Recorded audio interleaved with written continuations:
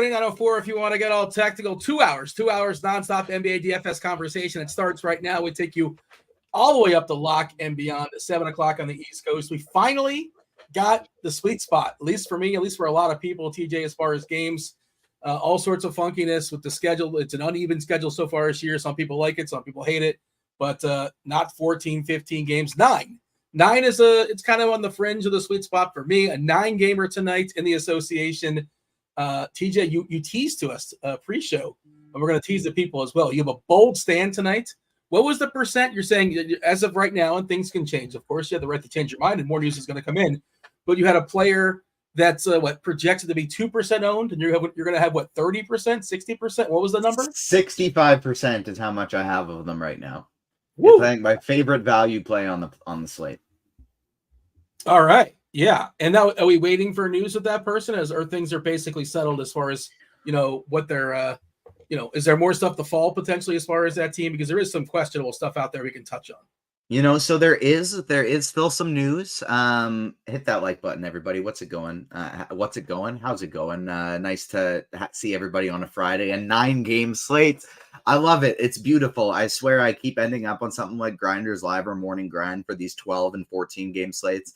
And then I get the Prize Picks articles on the 2-game slates. And it's like, well, damn, I still have to pick the same amount of people on the 2-game slates. And so it's a much tougher job. But I'm so happy to be lining up on a nice 9-gamer here. But yeah, this is so the player. It's interesting because they're my favorite value play right now as things stands. But there actually is some potential news with this team, and if it goes our way, then he's going to be even better. But he's my favorite, assuming everybody's in on that team. I know who it is. I just figured it out. Just so you know. Who is it? I mean, do you want me to spoil it? I'm pretty sure it's Jason Tate. No. Is it? It's not somebody in Houston? It is, but it's not Jason Tate. Okay, so it's somebody on Houston. I picked the wrong guy. It could potentially be Jock Landell. You said value play, right? I don't hate the Jason Tate though. Maybe I got to throw him in my pool. Yeah, I thought maybe we're waiting on Şengün. Şengün currently is questionable. Probably the biggest injury we're waiting on. We got news as far as Anthony Davis. I was hoping that would come out later because I felt really, really strongly he was going to play. And I thought people were going to hold out and wait in the hopes he doesn't so they can get more. Christian Wood, that went well last time. Zion's back. I believe he had a child, so congratulations to him. Ben Simmons ruled out. Gordon Hayward is probable with his hamstring. We have Cam Johnson in. He's back. But Ben Simmons is out. I'm not sure if I said that one or not. Herb Jones is still questionable with his leg for what it's worth there for New Orleans. But because you said, did you refresh the ownership? Is it Tari Eason? Because Tari Eason's not 2% owned. Oh, what's he now? Okay, so he's 6%. That's what threw me off. You gave me yeah, he's up to 5.6. I had to refresh. You're absolutely right. Yeah, Jason Tate's right there at 2%. Lineup HQ and found out that Bobby and I are going to be playing a ton of Tari Eason tonight, and it doubled the exposure. Yeah, Tari Eason, a good fantasy appointment player. In his very first game, he's not going to average 1.77, but that's what he averaged first game out. In the minutes, he can only play so many, but he can get there in 20 minutes or so. What are we projecting? 17 right now. And obviously he would get a bump if Şengün doesn't go. I'm curious how that's going to go down, and maybe we'll get to it. 8 o'clock game, maybe we'll have some news, but there's a chance that Landell draws a start, but I'm not certain of that either. Maybe Landell versus Valanciunas when Valanciunas is off the court. They play a little more. They play smaller, obviously, there, but that's one of the 9 games on the slates. Anything as far as overarching when it comes to the slate, that not a ton of crazy value that I'm seeing. Things may change, but we don't have to spend up for Joker. We don't have to spend up for Giannis. Giannis absolutely annihilating Indiana yesterday. Not terribly surprising with no Lillard and Indiana being the most vulnerable team at the basket as far as yielding points in the paint by 4 or 5 points more than the next worst team. But what do you have as far as tonight? Why am I talking about yesterday? It's DFS, TJ. They care about today and today only. Who cares about yesterday? We got a brand new slate. Everybody starts at 0 once again. Overarching thoughts as far as the slate, something you're waiting for as far as injury news. You talked about a big stand there in Houston. Anything else that's worth mentioning before we knock out the old game by game variety? Bobby got me fired up. I now have 5% Tate, and and 95% Tari Eason on the other side of things. So because his ownership went up, the stand has to be even bigger. We got 95% Tari Eason now. So the big thing that I'm waiting for is Şengün. Obviously, that's the big one. Everything else, I feel like we're kind of good. I know what I want to do basically everywhere else, and so Şengün is it. But I think that all that's going to change really is that if he doesn't play, I'll get some Landale too, as long as he's starting. If he does play, I'm still probably going to be getting the same amount of Eason and Tate, though. Maybe because like I have 5% Tate and then 95% Eason. So we got producer Devin producing for us today, and shout out to producer Devin. He smashed the other day on the old showdown. I wonder if we'll talk. We're going to talk to him later on. We're going to talk about Sim Labs a little bit, but yeah, I wonder if he watched that game, Carolina and the Bears. The thing is, like, you don't have to watch the game. Like, people, Thursday Night Football, it's terrible. You could do something else. You could choose to do something else, but you know what? People still put themselves through it. Yeah, no chance, right, Devin? You're not watching. I watched like half of it. I'd say probably half, maybe 3/4 of it, and then I was like, I don't want to really care for this anymore. And then I was like, oh. you got interested when all of a sudden your currently winning spiked up. Put it in the poll, Devin. If the Bears and the Panthers were playing in your backyard, would you open the blinds? Would you open the blinds? The Bear in your backyard. They're out there right there. You can see them. Would you go open the blinds to watch the game, or just the walls more fun? I don't know. How about yourself, TJ? Would you open the blinds? Depends what else was going on. If it was last night, no, absolutely not, because we had the best season finale ever for a Marvel television show with Loki season 2 finale, and then I went to the Marvels in theaters, and it was absolutely brilliant. And so depends on the night. If I had nothing else going on, maybe I'd open the blinds. Last night, no chance. Quick shout out to Luch as well. Luch won a bunch of money on Showdown last night again. And one of our app developers, fire. Derek Clark, he also had a nice night. Just RG in general, all good showings. Shout out to Derek in chat to the question, Dean. Bears versus Panthers. I'd call animal control, is what Derek said. It's a good response as well. Luch on fire, by the way, because he won I think he won a qualifier going to the Bash at the Beach or whatever it's called. That's a wrestling thing. The party King at the beach. King of the Beach. There you go. And I think Squirrel snuck in. Squirrel talked about being the last person jumping in there too. So you don't let Squirrel sneak in and be the last person into a queue, because that can turn ugly. He can take that thing down. So good luck to both of those going forward. All right, 9-gamer. Let's talk about it. Overall, right, 9 games. Most of the games are being played early. There's kind of 2 games late.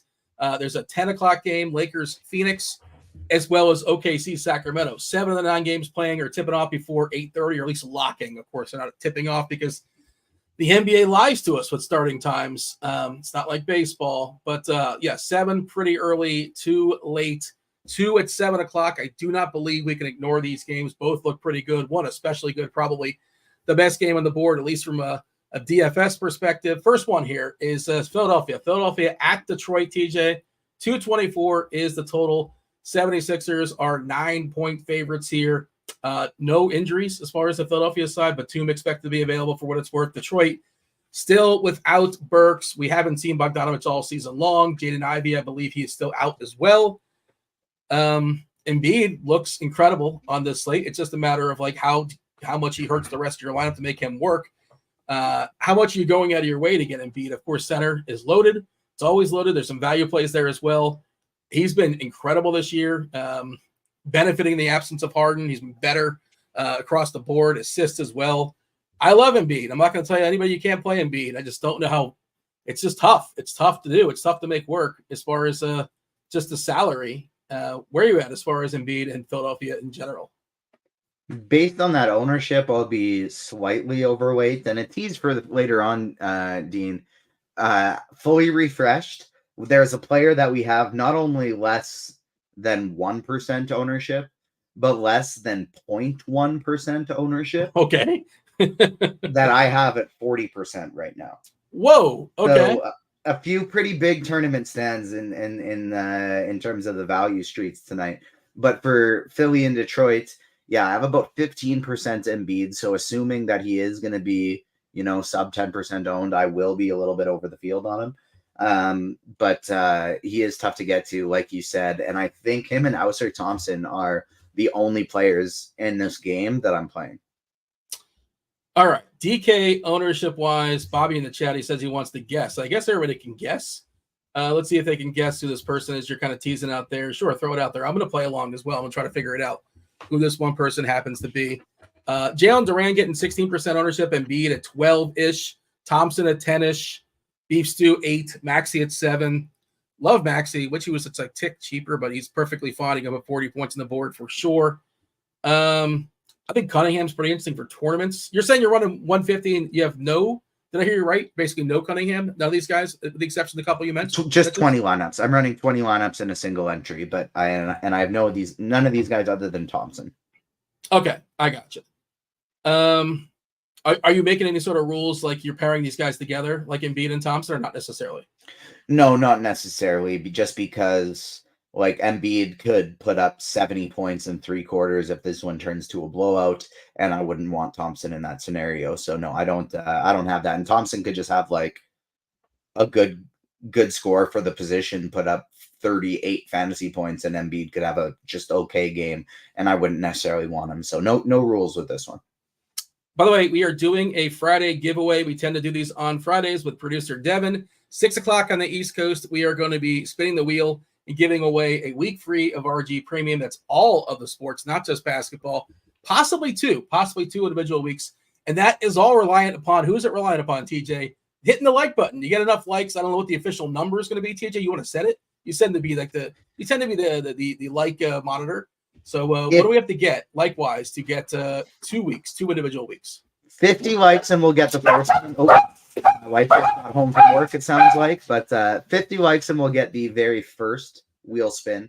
You know, we'll guarantee 1 week free as long as we got the 50 likes. But 75 is needed for the 2 weeks. As of right now, that would mean only half the people in the YouTube chat. Nice and easy. Won't be tough to do. But hopefully we get some more people filing in here and bump it up as well. But we're going to need 75 for those 2 weeks. RotoGrinders.com/Discord. You go into the live stream chat channel. Most of our Discord channels are free. That one is free. By the way, just shout out to the hockey channel. I didn't play much basketball yesterday, but just hanging out in the hockey channel. If you play some NHL hockey, they're on top of everything in there. Shout out to Tim. There's several. Taylor is in there as well. Several other people. Just they're going to give it the lines, the line changes, the goalies that may or may not be in, some surprises, and they're hanging out all throughout the slate as well. So if you happen to be playing some NHL DFS, you probably should be hanging out in the NHL Discord channel. But again, RotoGrinders.com/Discord. Devin put up a post. Just thumb up, hit the like button, hit the thumb, and you make yourself eligible. Devin will take your username, throw it up on the imaginary wheel, and well, I guess it's a real wheel. So it's going to be on screen. You'll be able to see it. So it's up to your own thought process as to if it's real or not. But yeah, it's going to spin, and we'll draw at least one, possibly 2 names on that board. Anything else we should stress as far as this game, Philadelphia and Detroit? No, I don't think so. This isn't one I think you need a lot of exposure to. It's going to be a slow game, a lot of great defense in this one. Detroit has been a very surprisingly solid defensive team this year, and they're in the upper half of the league. And then Philly has been dominant. And so I think Embiid is a great tournament play.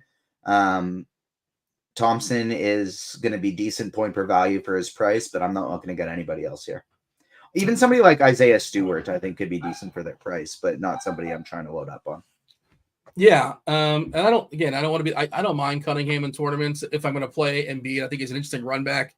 Sasser, we've seen, he's been really, really good. Looks like a good find. It's still early, but looks like kind of one of the prizes in the drafts recently. But like a lot of players, DK, the sites are just pretty proactive as far as raising the prices. Fanduel 5.8, DK 5.8. He looks like he could be a player. We'll see. Stay tuned. But again, his price spiked up. Well, jumped up from 4.5 to 5.8. Doesn't mean you can't play him. Just not the value he was last time out. This is the game. This is the game people are going to love. DFS players love. High and tight. Charlotte at Washington. Charlotte 3-point dogs here. 239.5. It's a total. It's a monster total. Why is that total so high? These two teams play super fast. Washington, the fastest team in basketball this year so far. Charlotte is 4th. Not only do they play fast, they play bad defense. Washington, 2nd worst. Charlotte, 3rd worst. High, tight, fast, bad defense.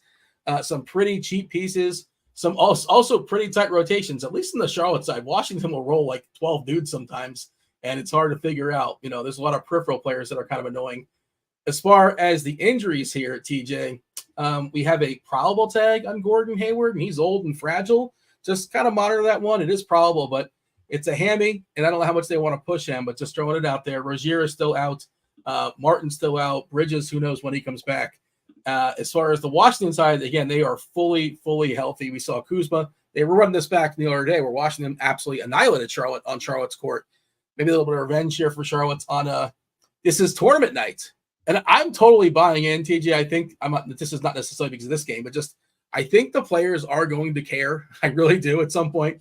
The closer it gets, the more we get, whittling down as far as the tournament. Athletes are just competitive people. They're competitive by nature, right? I think, we're going to get those funky courts. And TJ is, as one of the kids, as one of the youngsters, I shouldn't say kids, but the youth.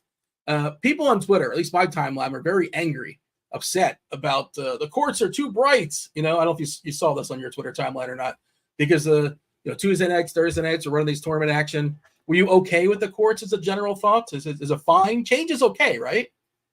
It looked dumb, but I think getting that worked up over anything like that, unless you have some type of visual impairment and the colors actually mess with you, getting worked up over something like that, I think that's pretty ridiculous. You just should be happy instead. There are a lot of other things to be upset about if you really want to be upset about things. Exactly. And we're going to power rank things to really, yeah. And maybe the kids like it. I don't know. I could see kids, it kind of pops, right? I don't know if it distracts the players or not. I've heard that as well too. I didn't happen to notice if it, if shooting was down that night for whatever reason. Who wasn't down last game, Kuzma against Charlotte. He just lit this team up. He would have went for even more if not for the blowout. He's going to be heavily owned. 26% is the biggest ownership here in this game. Avdi at 18% on the Charlotte side. PJ Washington, who kind of failed in that game, 18%. Gordon Hayward is 16%. LaMelo Ball is 12%, which seems kind of low. He got a price bump. He was in the 9s last time. I think still there's some meat in that bone. The absence of Rozier, he's going to be asked to basically do everything here. So, we can't ignore this game, right? This game is just going to be a DFS paradise. Yeah, you'd have to assume, and especially because there aren't actually that many other games on the slate with a good game environment, and so this is definitely the number one game we're going to be targeting. Kuzma is my highest owned player, over 5K, I think, maybe over 6K, we'll say. And I think he's good chalk. I want to get overweight on him today. And then the 12% number on LaMelo Ball, that seems so small. Something I want to get at least 2 to 3 times of on the slate as well. So this is the top game environment on the slate by far. It's going to be chalky, but I don't really care. There will be some players, if you want to get a little bit different, like Mark Williams and Brandon Miller, who not too many people will get to today on the Washington side of things. Jordan Poole has been terrible all year, but he could get hot at any random game. And go up for 50 real life points. We haven't seen it yet this year, but we know it's in him. And so nobody's getting to Jordan Poole. I think he makes for a great tournament play. And then Daniel Gafford as well as somebody when we have a player like Bismack Biyombo who's going to be chalked today. Hornet. Gafford hasn't been playing very many minutes, but we know that centers can absolutely smash on Charlotte. And so if he happens to get up to 28 minutes instead of 23, 24, he could end up being the best center for this price range on this slate. So he's somebody I think that's very interesting for tournaments as well. Yeah, we've seen Gafford lose the time because of injury. We've seen him lose time because of foul trouble. If you can avoid those, certainly. And I like Williams as well, too. Both these guys have a decent shot at a double-double. I like both center in this game. I like everybody on Charlotte, all 5 starters in Charlotte. I think I have Hayward 4th or 5th. LaMelo, Williams, Washington probably ahead of Gordon Hayward. A little bit concerned about that hammy, but I assume if there's any sort of issue, they probably won't let him go. But if this game gets goofy in any way, or if it's kind of a blowout, I think he's probably the first guy pulled. I love the Jordan Poole. Call me a glutton here for this one, but I think Jordan Poole is a great tournament pivot if he's only 1% owned. I know he's been horrendous this year. I know he's basically a walking GIF. And there was that article that came out today, him talking about it's his team, which is kind of silly. I don't know. It's a terrible team. He was thought after leaving Golden State, it's his terrible team, and it's not. I don't know if it's really his team, but whatever. I mean, it's the owner's team, right? But you know what I mean? Like how players say, whose team is it? But I can see him like finally putting it together here. If nobody's going to own him, he's an interesting pivot off of Kuzma. I'm not sure if I pair him with Kuzma. Could we get an optimal game out of both? Maybe, sure. I think so. You just have to stack the game up. Yeah, for sure. Like if I'm running pool Kuzma, I'm definitely running back at least 2 Hornets, possibly 3. Yeah. But that's I'm considering playing pool like in a single entry contest, and again, nobody's going to play that. Just nobody is, and it could just completely blow up my face. Like absolutely, by all means. Tyus Jones, I want him to be better. I'm kind of disappointed with Tyus Jones, but I think theoretically it's a good spot for him. The minutes have been a little meh. The usage has not been great either. But again, Washington, I talked about this the other day. I'm not sure if they added a new player now. They played 17 players so far this year for a variety of reasons. And they just get way too deep into their bench. But they're also cheap, right? Tyus Jones is pretty cheap. Avdia is another guy, just still pretty cheap. He can put up 35, 40 points at his asking price and be perfectly fine. Do you have a favorite play on each side of this game? I just think that this game is I'm pretty sure I'm going to make a rule where I run at least one player on each side in this game. Even if the game blows out, like the players are so cheap, I think somebody has to get there, I think. I don't have a rule of I need minimum players just in case this does turn into some kind of blowout and these guys don't get there. But what I do have is I have some pretty strict rules for players per team on this slate. I have the Jazz at maximum 2 players, Memphis maximum 2 players, Oklahoma City maximum 2 players, and Houston maximum 2 players.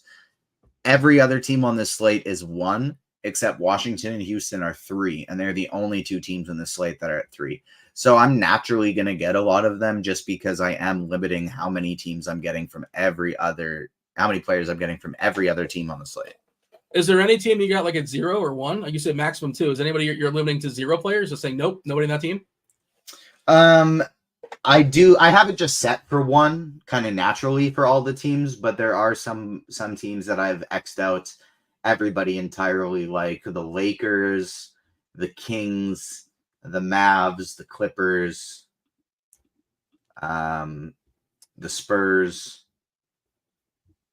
I think that's and Brooklyn. I will have no players on any of those teams. Anything else to say as far as Charlotte, Washington? Again, this is the most probably the best game on the board for our purposes. Of course, it can go the wrong way, and maybe you're well ahead if whatever reason this game does get goofy. I should mention, by the way, chat, we encourage questions. We have not been able to answer questions these 13, 14 game slates, but 9 games. We can answer your questions as well, too. Feel free to fire them off. Do hit that like button. Do subscribe. If you guys are jumping in late, again, reminder, giveaway, 1 week free of RG Premium. And the incentive is to hit that like button. We're doing that at 6 o'clock. How do you get registered? You jump in the Discord channel, rotogrinders.com/Discord, and you hit the thumb up. Devin put a post there. Just thumb it up. Let him know that you want your name up on the wheel. That'll be spinning in about 35 minutes or so. Anything else? So we're good to go. No, I think we're good to go. All right, Brooklyn and Boston. This is looks like a blowout on paper, but the Brooklyn guys get paid too, right? 227. I guess before we part from that game, sorry, Dean. Before we part, we did have a question in the YouTube chat: is Danilo Gallinari in play? Look at the minutes. I'm not getting there. It's the minutes exactly. He hasn't played more than 20 yet this year. He shot wonderfully and got there last game, but I'm personally not getting to Gallinari. I want to see what his fantasy points per minute is so far this season because I feel like it's really, really good. Like 1.08, which is pretty strong for Gallinari at this point in his career. And I would venture to guess that it's not that high. And he's also one of those guys that's not going to play in a blowout, right? If this game does he can only play so many minutes. The game gets ugly. It's like you're not going to throw out Gallinari. He's not playing garbage time. He's not starting. So, maybe he gets 15, 16, 17 minutes. We're giving 15 to him. I suppose he can put up 22. Okay. Not going to hurt you, but also probably not win anything for you. Okay. Boston is resting Al Horford on the front end of a back-to-back. They, by the way, there's 9 games tonight. They're the only team, Boston, the only team, either on the front end or back end, which is nice to see. Every team otherwise is playing an island game. Brooklyn is not rested. No, well, they are rested, but they're injured. Cam Johnson is coming back. Ben Simmons is out with a hip. Claxton's still out. Cam Thomas still out. So we got Cam Johnson back. We've seen Royce O'Neal play pretty well. We've seen DFS play pretty well. This Boston team, though, is just a buzzsaw, man. They're good. They're 12-point favorites here. I think I heard you say you don't like anybody on Brooklyn. Did you kind of X everybody out? Is that what I heard before? Yeah, I X'd everybody out. Now, unless we get something like Trendon Watford will be starting, and then all of a sudden he kind of looks like some good chalk instead of bad, then I would get to a little bit more of him. But as it stands right now, I'm just not really getting to any of these guys. Maybe I throw in Day'Ron Sharp, assuming it's a blowout and he gets a few extra minutes because of how good of a point per minute producer he is. So that's something I would still consider for tournaments, just because we are kind of starving for cheap value on this slate. But Watford, it's fine, but I don't like that he's picking up ownership. And then Sharp, it's very volatile, but I think the upside is there in large field tournaments. Yeah, both Sharp and Watford, they are the top 2 fantasy point minute players for Brooklyn. Of course, what they got to do first is get on the court, which is kind of tricky. But so far this year, Watford 1.41, which is awesome. 21% usage as well. Sharp, same deal, 133 fantasy points per minute on DK, almost a 23% usage. So when they're on the court, they do things. But that's the tricky part. 18 minutes we're giving to Watford, we're giving 18 to Sharp. It's I guess if the game blows out, they can grab a little bit more. I wonder, have these two guys played together this year? I would want to run a court AQ if they both played together. Not sure if they have, possibly. Yeah, if you're going to throw a dart at one of them, you kind of mentioned both names. Who do you prefer as far as the two? Sharp, just because Watford's picking up kind of insane amount of ownership on DraftKings right now. My argument for a Watford would be, and not just to have an argument, a debate. It's just he's power forward eligible and Sharp isn't. That's the only counter I would have. A little bit more versatility, but it's just like, do you think that projection is going to be right? That seems 31%. I think that's too high. And if that's the thing is, like, obviously we're starving for value. We're hoping for some value pieces to open up, and that's why maybe it's hard to have a big spend and it's kind of mid-tier stuff. And that's why Charlotte and Washington looks pretty appealing outside of a couple of the big names there. There's a lot of good mid-tier stuff there in that game. And, the closer we get to lock, the more refined ownership is. Our last ownership update was at 453 on the East Coast. There's going to be another one for sure. But I would guess. And also, if Watford starts, which are we projecting that? I don't think we are. No. We're projecting DFS to draw the start there at center, which, by the way, Zingis versus DFS is kind of a funny matchup. Dinwiddie, Bridges, Johnson, O'Neal, and DFS. And, there's a chance that Walker starts. That wouldn't surprise me. He'd be interesting if he was cheaper, but, he spiked up to 5.9. Doesn't mean he can't get there, but just it's tough. It's tough to pay that off. But he's certainly a guy that can score 20, 25, actual points in the bucket. Boston? Is it the same old story with Boston where everybody's just sort of fine, but we have no Horford. But even still, do we care? I'm not going to say you can't play Jason Tatum, but if you have one big spend on this slate, is it Jason Tatum? I don't think it is. You tell me. No, I have Drew Holiday in one lineup, Kristaps Porzingis in one lineup, Jaylen Brown in one lineup. No Tatum today. But then Derek White is somebody that I like a lot. I think he's cash game viable, and then I like him in tournaments as well. I think he's going to get some extra minutes without Horford there if this one stays close. If it doesn't, you kind of just hope that he gets there. But it's mostly White, Holiday, Brown, Porzingis I'm getting to a little bit. And then maybe if I was playing 150, I would take a shot on Peyton Pritchard just for some blowout purposes, but that would be definitely only if I'm running 150. Yeah, I feel like, look, they're both kind of shots in the dark. I was just thinking Hauser probably over Pritchard, but they're both whatever. The same sort of thought process, I guess, right? Hauser or Pritchard, they're both kind of the same. Or maybe you tell me. I think Pritchard just has a higher ceiling because he could have 8, 7, and 6 in 20 minutes. I did not. I kind of neglected White being 24% owned, and he's kind of at a point of the mid-tier build. Probably a cash game play. Well, definitely a cash game play as things stand right now on DK at 5.7.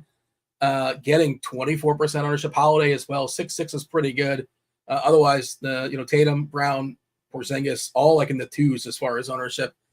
Just because, just the way builds are working today. You got anything else here, or shall we move on? No, I think we can move on. Okay. That's it for the 7:30 games. There's only one 7:30 game. I believe that's the first half of the ESPN doubleheader. I'm pretty sure it is. Minnesota at San Antonio, 225 is the total here. San Antonio, 6-point dog here. It doesn't look good on paper for the Spurs. They are fully healthy. They brought Devin Vassell back last game, which was a surprise, and he barely played. I know they got blown out, but he played like 12 minutes off the bench. I think he had a limit restriction anyway, but just was sort of weird. I don't know why they rushed him back. Like, they're not going anywhere anyway, but whatever. He did come back, and good for him. Minnesota, they are fully healthy as well, unless we're going to count like Jordan McLaughlin. I don't think that counts either. The battle of the Frenchman, right? The old Stifle Tower, Rudy Gobert, who, by the way, he's having a spectacular year. He's kind of doing this year what we expected him to do last year when he was terrible last year. The defense is back for Rudy Gobert. The defense for Minnesota as a whole, like, been one of the best defensive teams in all basketball so far this year. I'm pulling up the stats, defensive rating. I think they're number 1. Yeah, they're number 1 in basketball by over 3 points, which is spectacular.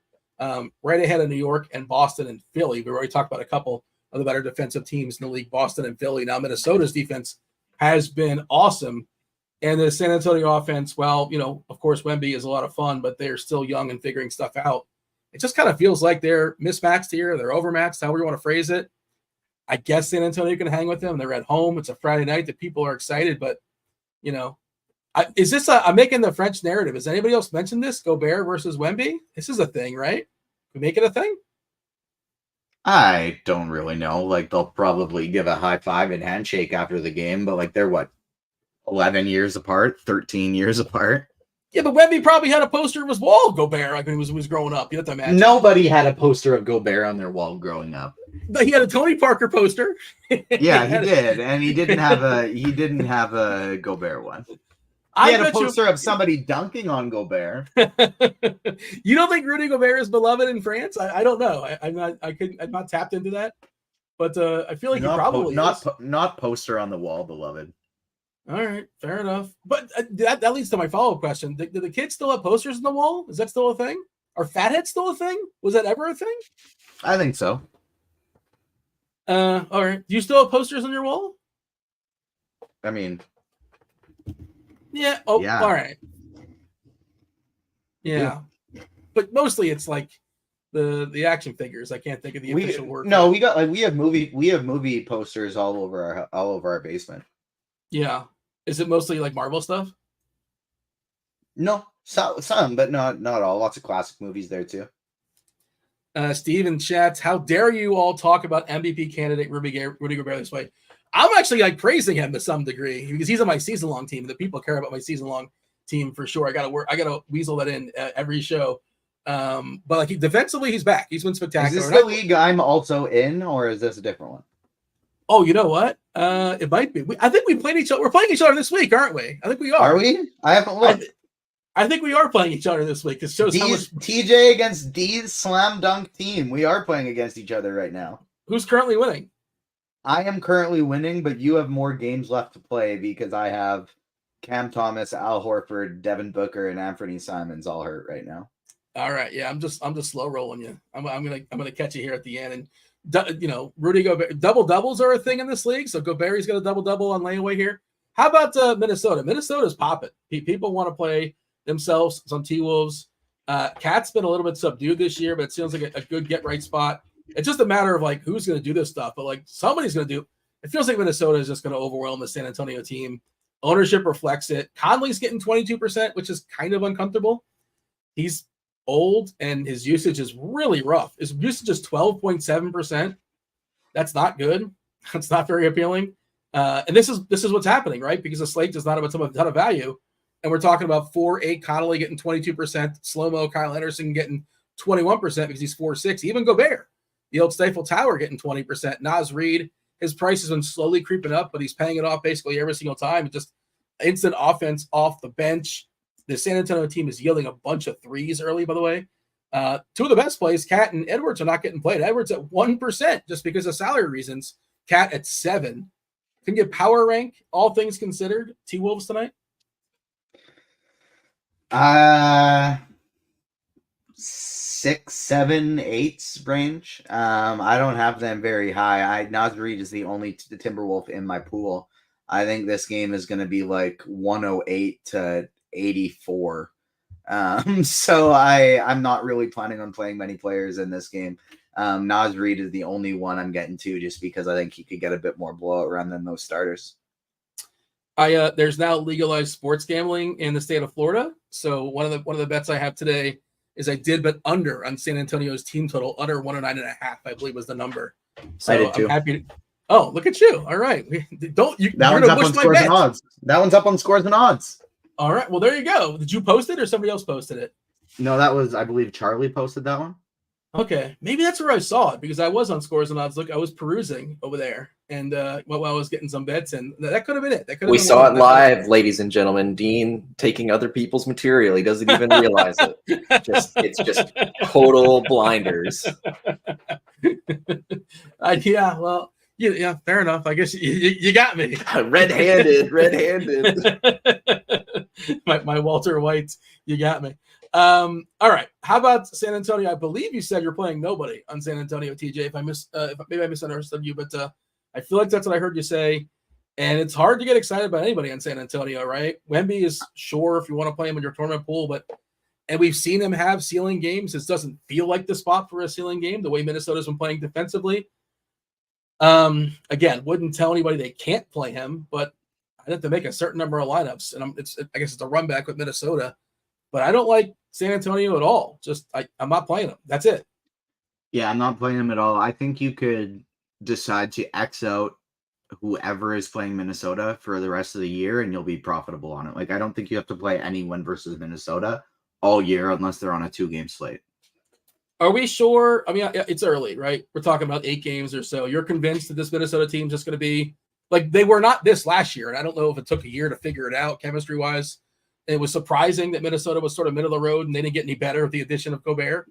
But you're buying it. You're believing that this team's going to be a defensive, juggernaut and just mostly in a void going forward. I feel the same way. I don't know if they're going to be this good, but they're going to be like, top 6 or something like that. Yeah, barring injuries, like unless Gobert or Towns get hurt, unless Jaden McDaniels gets hurt again because he is an absolute defensive stud.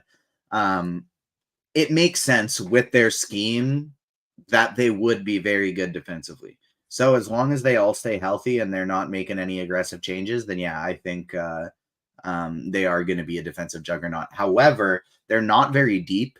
So if they do start running into some injury troubles, that could drop really quick. Yeah, it's a good call on McDaniels being a really, really good lockdown defender. He helps that defense a good bit for sure. You guys see producer Devin showing off all the fancy lineup HQ tools on the screen. Like, how can I use that at my own leisure if you're not aware? I mean, you should be aware. The NBA DFS, it's back. It's in full swing. That's why we're talking about it right now. The amazing suite of premium offerings here at RotoGrinders, they're back as well for a limited time. You can get $50, a $50 discount on a full season of NBA Premium. Everything from the lovely lineup HQ access to up-to-the-minute premium projections, ownership.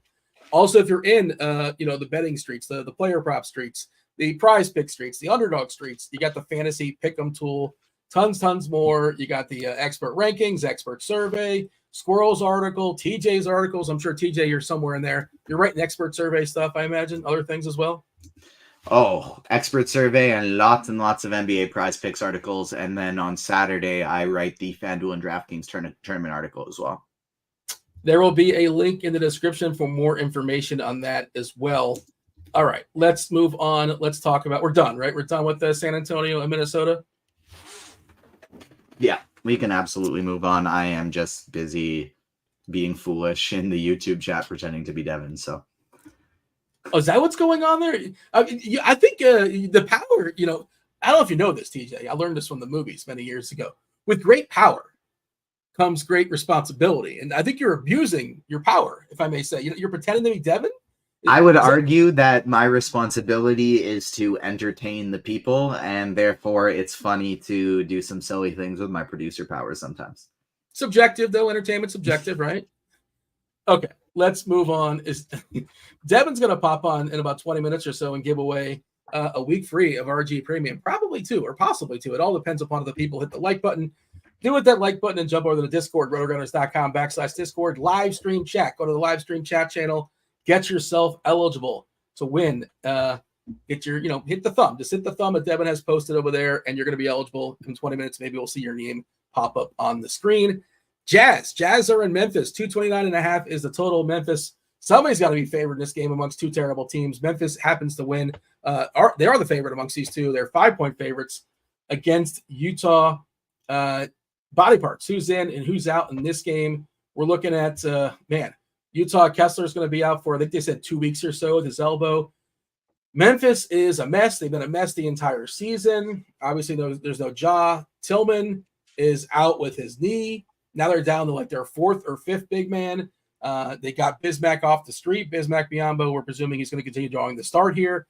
Zaire Williams, he's got a hip, so he's questionable. Conchar has a hip. They both have hips. They're both questionable. And Jake LaRavia, he's got a toe. So we're not sure if he's going to go. I think he's officially doubtful. I love Bane. I love Triple J. They're both just going to annihilate this game. It's just a matter of, again, salary. Who's going to defend Triple J on the inside in the absence of Kessler? The answer, nobody. And Utah has no defenders on the outside. So who's going to defend that 3 from Bane? Nobody. They're just expensive.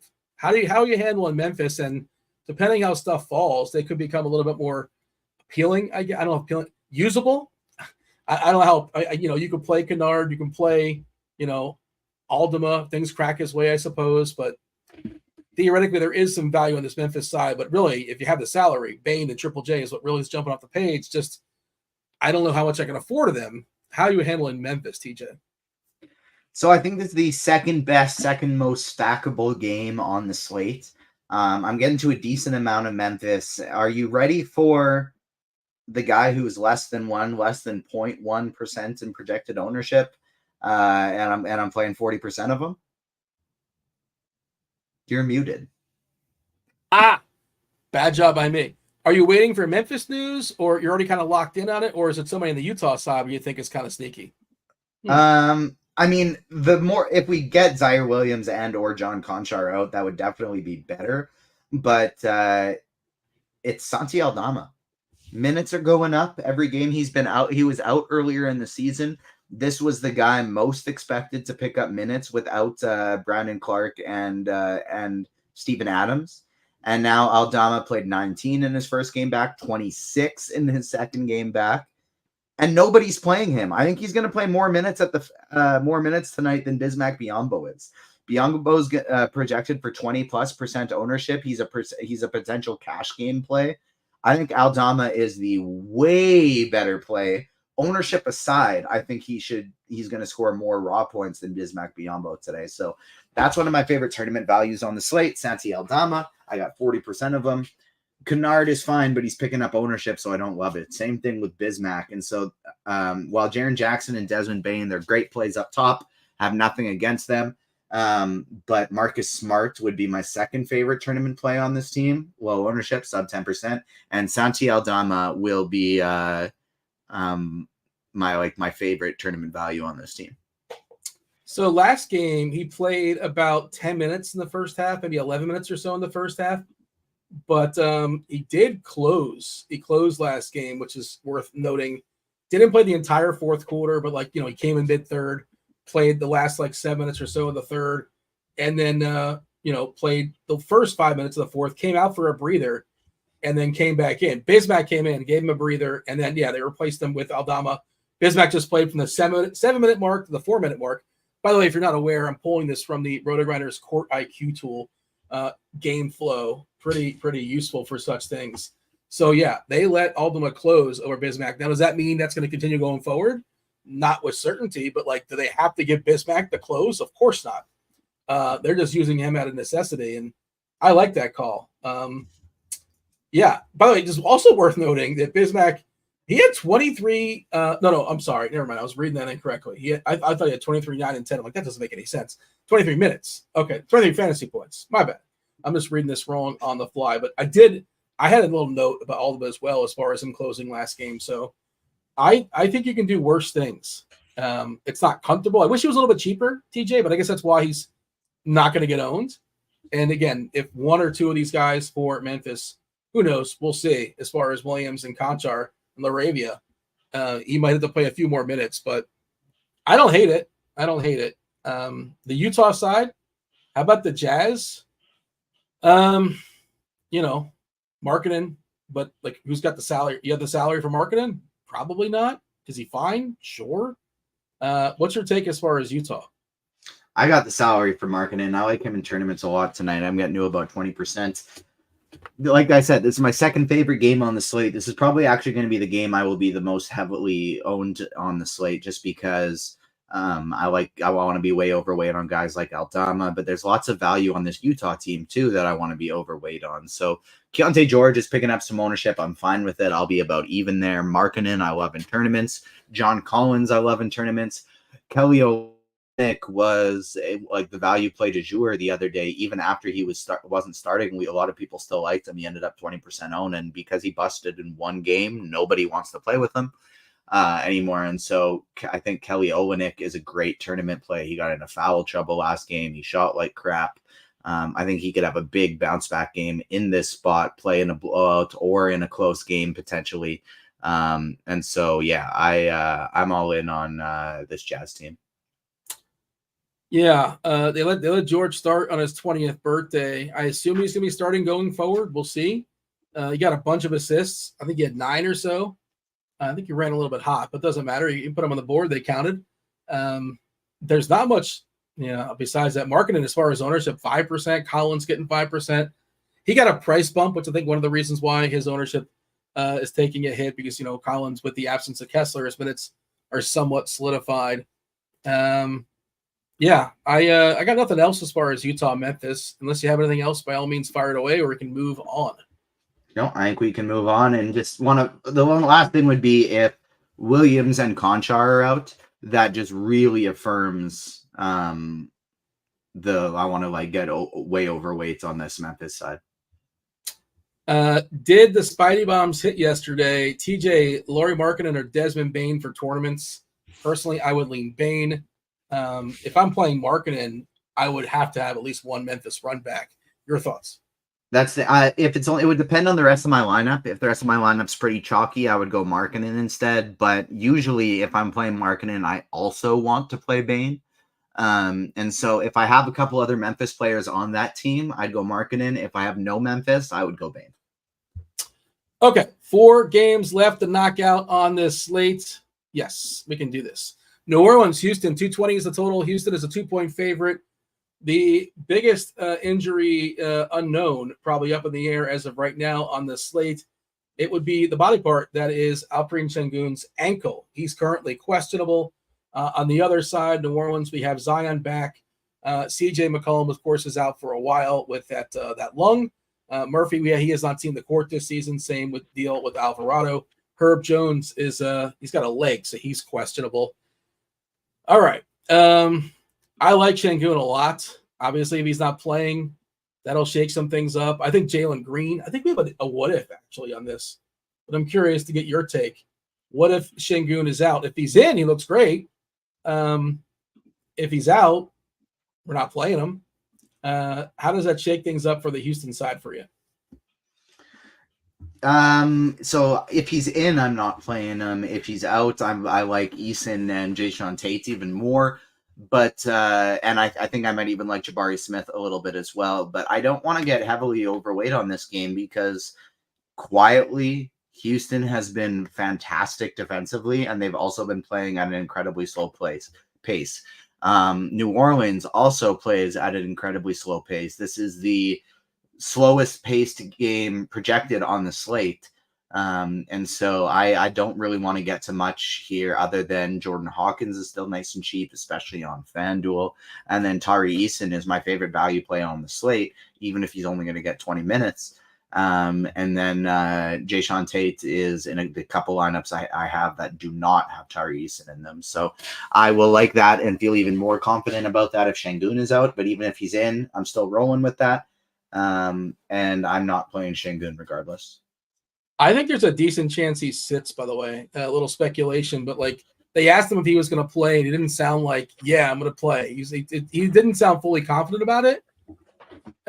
So I don't think he goes, but just my guess. You never really know. And good job pointing out. I meant to point this out as far as how slow Houston's been playing. Maybe FEV just likes to play slow because he played slow with Toronto. Toronto's still slow, but they have a new coach there. But dribbles for so long, all the time. I haven't watched a Rocket game this year, so I don't know if that's the case still, but that's how it was in Toronto. Yeah, and the other part of it is Houston's defense. I think you mentioned it as well. Their defense got significantly better, at least so far.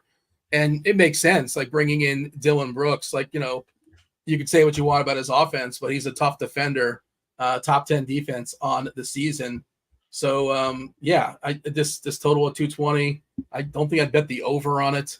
I am thinking Şengün might not go, and I think it opens up for, I don't know who, but like Tate, Eason, Jock Landale. I'm curious who they're going to start there. Who do you think they start if Şengün doesn't play opposite Valanciunas? Probably Landale. And then I think in that case, both Landale and Valanciunas would not play very many minutes. Yeah, it's interesting because if then we give Landale 19 minutes, which I thought he might get a couple more than that. 27 to Tate, 17 to Eason. And all of a sudden FEV and Jalen Green would become really nice value plays. I guess value isn't the right word, but like DK values, right?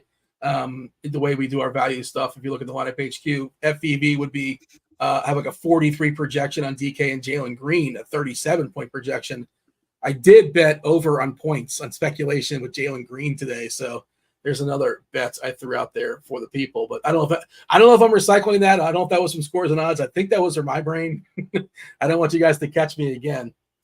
Anything else of note here? It's not that you don't want to do it again. You don't want the people to catch you again.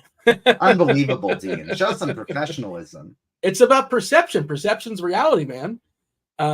I think our ownership stuff was a little bit, and our projection stuff was a little, this is just me, my opinion, and who am I to say that the ownership team does an incredible job, and the projection team does an awesome job. You know what? I just got hit the refresh. We have a new batch, and my speculation, Zion lost like a point or two in his projection. That was one that I thought was too high.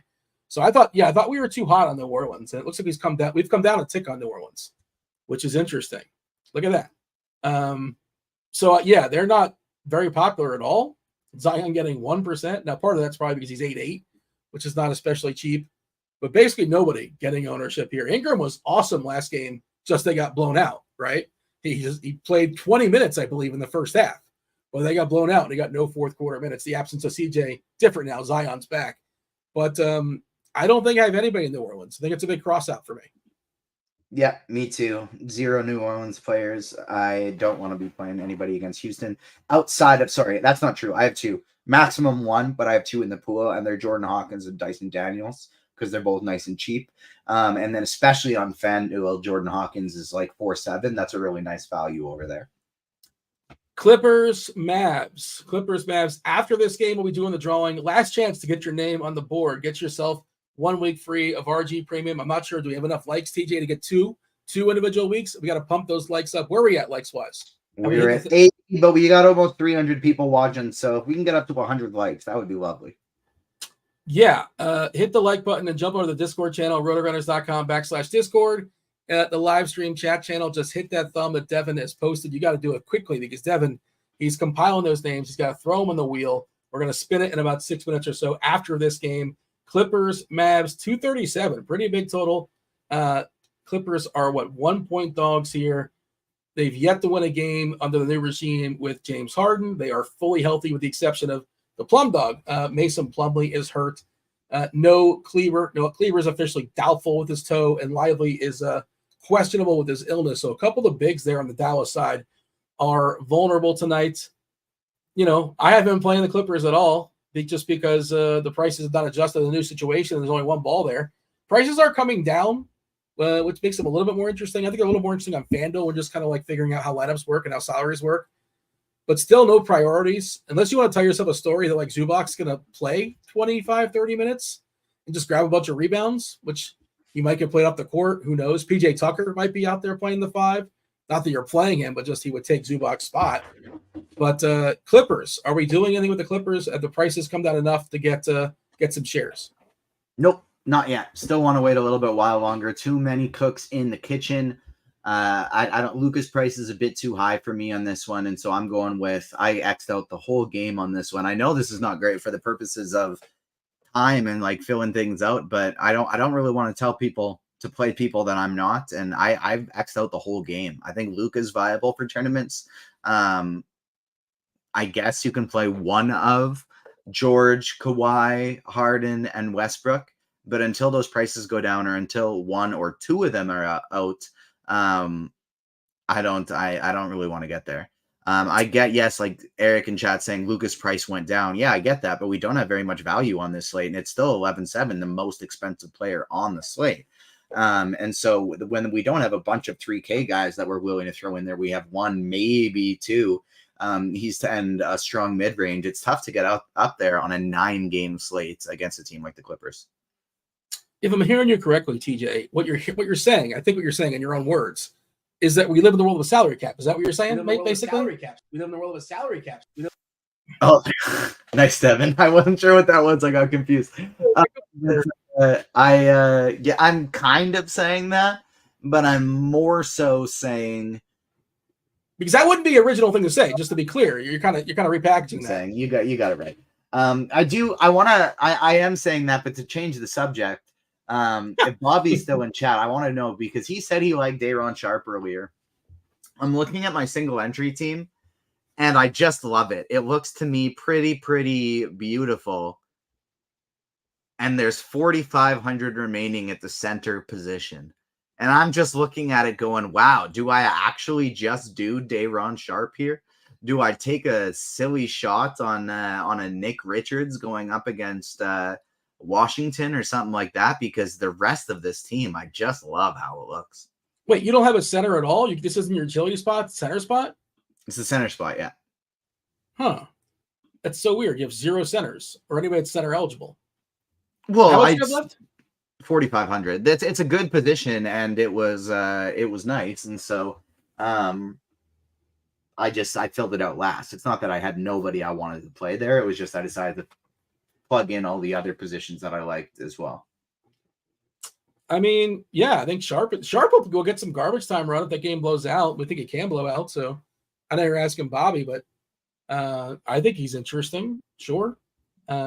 You can there's worse things you can do. He is interesting. That's the thing. It's just I wanted to know, like, he brought him up before as well. I wanted to know how hot he was on him, because if he was like super confident, then maybe I'd feel better about it. But it's like it's an interesting GPP play regardless. It's just I don't know if I'm gonna have the heart to do it today. No Al Horford as well for Boston, so a little slight hit there to their defense on the inside. He theoretically is probably matching up with Luke Cornett. That's the hope, I guess, right? If this game gets ugly. But all right, let's knock out the opponent. Well, you mentioned Dallas. You have nothing. But you know how I was saying before, like I think the players care about this tournament stuff. I shouldn't call it nonsense. I think they're going to care, and some are going to care more than others. These teams don't like each other. Remember, Luka knocked out the single-handedly, basically knocked out the Clippers. During the COVID games where there's nobody in the crowd, he had like a walk-off in the playoffs. These teams are not. I just think these teams are going to get up for this game. Like you don't have to manufacture with the playoff nonsense or like the in-season tournament, but. That doesn't mean like that you're just going to find the salary for Luka, but I think we get a big Luka game. It's just a matter of like, where do I find that money? So otherwise, yeah, Dallas, I have no clue. I mean, the centers are rough. I don't want to play Dwight Powell. Like I'm just trying to think.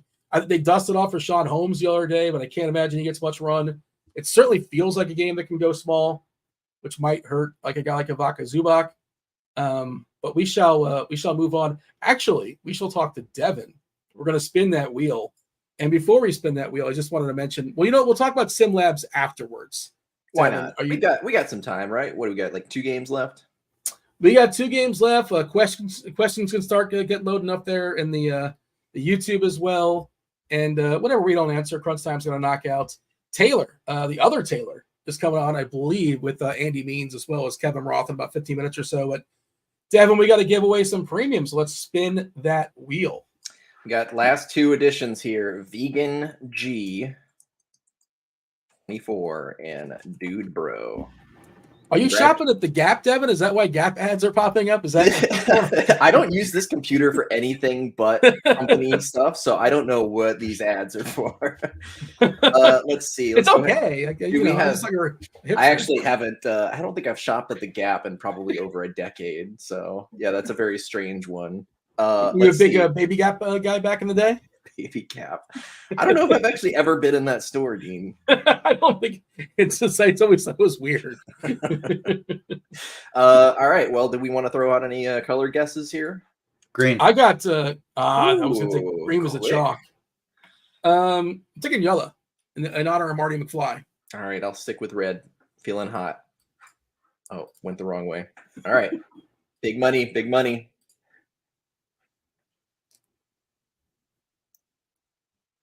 Red is the winner. Yeah, I think it was red. Duties. Congratulations. Are you sure that's duties? Could be something else. I will reach out in Discord. We'll go ahead and get flashbacks like 4th grade. They're so mad at you.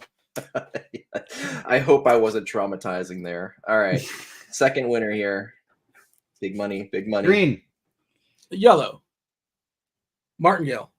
Red again? Are you kidding me? Exact. We're hot. Double them squared. Congratulations. All right. I will reach out to you both in Discord. Dean, do you want to do a potential marketing plug of some sort? Is there something you maybe have in the holster here? Yeah, well, I wanted to mention SimLabs. SimLabs, the Sim Wars are on. We just dropped it, the beta version for this is NFL only lineup building tool for a limited time. It's actually free. You can try it out free. Brand new product. It generates DFS lineups with the power of simulation, combines data from every aspect of the slate to churn out lineups that match your preferences. In just a few clicks, you can have hundreds of well-built correlated lineups ready to go for whatever contest type you're playing. Check out the link in our description for more information. We're bringing on, we have somebody that may have actually used this and used it in the Showdown slates. You can definitely use it for Showdown. And Devin, how did that work out for you the other night, using the old SimLabs on Showdown? It was pretty good. A lot of friends of the shows will not be surprised to see the screenshot. But yeah, I pulled out second place, the $6 single entry on DK, a bunch of other high place. I put in like maybe $30, I think, and I got about $1,600. So, and I spent maybe 5 minutes building those lineups. I did a combination of looking at DVOA stats on First Look article, which is free, and then hitting a couple of buttons here on SimLabs. There's an option to do large field GPPs and then build 150 lineups. And I just spent maybe 3 minutes building out 600 or so lineups and then picking out of the top 20 of them. And that was easy. Where did you scroll the variance to? I messed with the other day and I was around 25, 30, 35%. Where did you put it? You remember where you landed on? I actually did several sets. I did some at like 5%.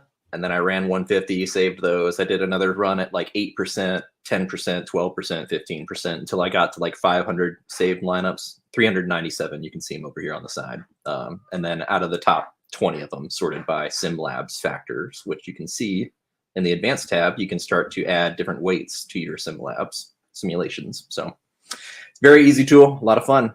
Give it a shot. How gross was your lineup? Was it like a couple kickers and a defense or something like that? What was the winning lineup? I'll actually pull it up here if it loads. If I remember correctly, I had a couple of people that I didn't want. I didn't want Chuba Hubbard and I didn't want Badgent. So I wanted Deontay Foreman captain. And in the top 20, there was only one Deontay Foreman captain lineup. So I was like, all right, that's the one I wanted. And if I remember correctly, it was Kairos Santos, Bryce Young, Adam Thielen. I think Rashawn Johnson was on there as well. There you go. Pretty impressive ROI. And again, that tool is free. My understanding is, this is not my department, my understanding is that like it's on the list to get it for other sports. Have at it, use it at your own leisure, use it for the NFL upcoming slate, the main slate, as well as the DraftKings showdown slate. 2 more games here, TJ. OKC, this is a fun one. OKC, Sacramento, 231 is the total. Sacramento is a 1.5, 2-point dog here at home versus the Thunder. The Thunder are good. The Kings, I don't know. They're pretty bad without Fox. Fox is still out. They barely beat what was ever left of that Portland team with Brogdon getting hurt now and Sharp fouling out. And they still win in overtime. What a disaster this Sacramento team is. OKC is fully healthy unless you care about Kenrich Williams.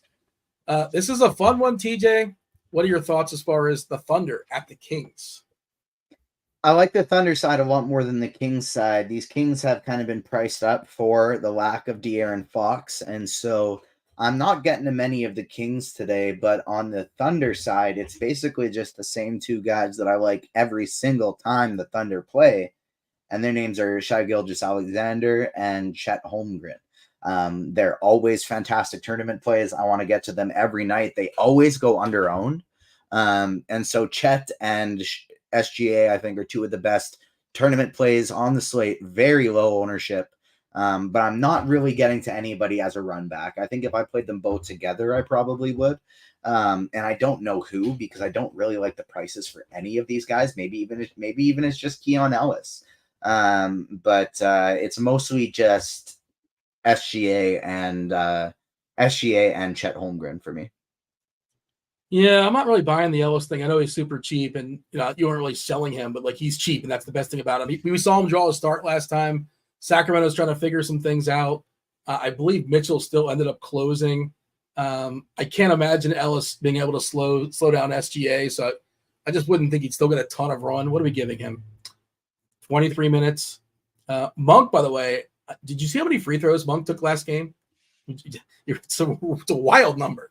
Just throw it up. It's higher than what you think it is. Took 19 free throws last game. 19 for Malik Monk. He's a guy, we know his deal. He can come off the bench, he can get hot and score 25 points in the bucket. That's kind of what he has to do because he's no longer like 4'7" or 4'9" or 5'2". He's fully 6K on DK. Herter, always seems to be on the fence, Red Velvet, as far as losing his job potentially, but he played a fair bit last time. Murray's been bad, but they still, they think he's going to be taking a leap. He's part of the big 3 here for Sacramento. Ownership-wise, Monk is getting the biggest number at 17%. We did get a new batch, by the way. Hit refresh. 13% for Herter, 11% for Murray. SGA at 2%. Like, good Lord, man. That is – I understand why. Again, we've talked about this over and over as far as a slate lacking a ton of value. If I was running 150 or 40 lineups, I'm definitely getting over the 2.5% as far as SGA. You mentioned him. Holmgren at 1%. 1%. And again, I kind of get it. Giddy, by the way, has been the guy taking a haircut, however you want to say it, as far as fantasy points this year. With the rise of Holmgren, Giddy has sort of fallen back, and he's actually not even necessarily a guaranteed close because we saw, Cason Wallace has been closing for OKC. Now, is that going to continue going forward? I'm not sure. Just interesting to see Giddy sort of falling back. Anything else of notes as far as this game, or shall we talk about? It is a dual-prong hammer. 2 games at 10 o'clock on the East Coast. OKC, Sacramento is 1. Lakers, Phoenix is the second one. You got anything else here? Nope, that's it from this one. Okay, the other game, the back half of the ESPN doubleheader. This is an one where I just sort of believe, and I'm telling myself stories, and I'm making up narratives. I believe LeBron versus Durant in this in-season tournament means something to these players, and they're going to kind of get up for it, and it's on national TV. So, again, it's tough to get these guys. I don't think an in-season tournament could possibly mean less to LeBron James. Oh, you know how competitive LeBron is? He's a competitive. He wants to win everything. Why not? About the playoffs, I don't think he could care less about this. Year 22 or whatever it is for him? No, there's no 21, way. But yeah. I believe, look, I have no idea. We're just speculating here. 224 is the total. Lakers are 2-point dogs here, 2.5. You want to get all technical. We're expecting Beal to be good to go. Of course, Booker is still out for Phoenix as far as the Lakers. Davis is going to play. He said he was going to play all 82. He's already broken that rule, but he's back tonight, sparing everybody that chased Christian Wood, which, by the way, just goes to show how many people sit around and wait when late swap. He was immensely owned. I think it was like 33% in one of the contests I pulled up. He put up 0 points in his revenge game while drawing the start versus Houston. Houston good defensively. Christian Wood, not very good at basketball. Good fantasy player, but wow, he was horrendous last time out. Lakers versus the Suns, TJ. And as I ask you, I'm going to tell the chat to load up some questions because we have a few minutes before we yield to crunch time. Your analysis, though, of the Lake Show in Phoenix. I do like myself some Phoenix today, in particular Kevin Durant. I think he's one of my favorite tournament plays on the slate. I'm not getting to much LA. I think I have one team with Anthony Davis, and that's it.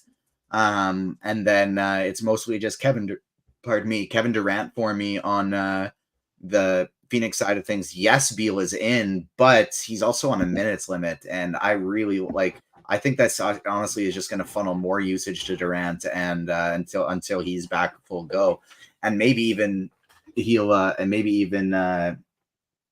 help him out, take some of the focus off of him. So I like Kevin Durant quite a bit. Then I am getting a little bit of Keita Bates Diop as well, just in case he ends up playing big minutes to guard LeBron.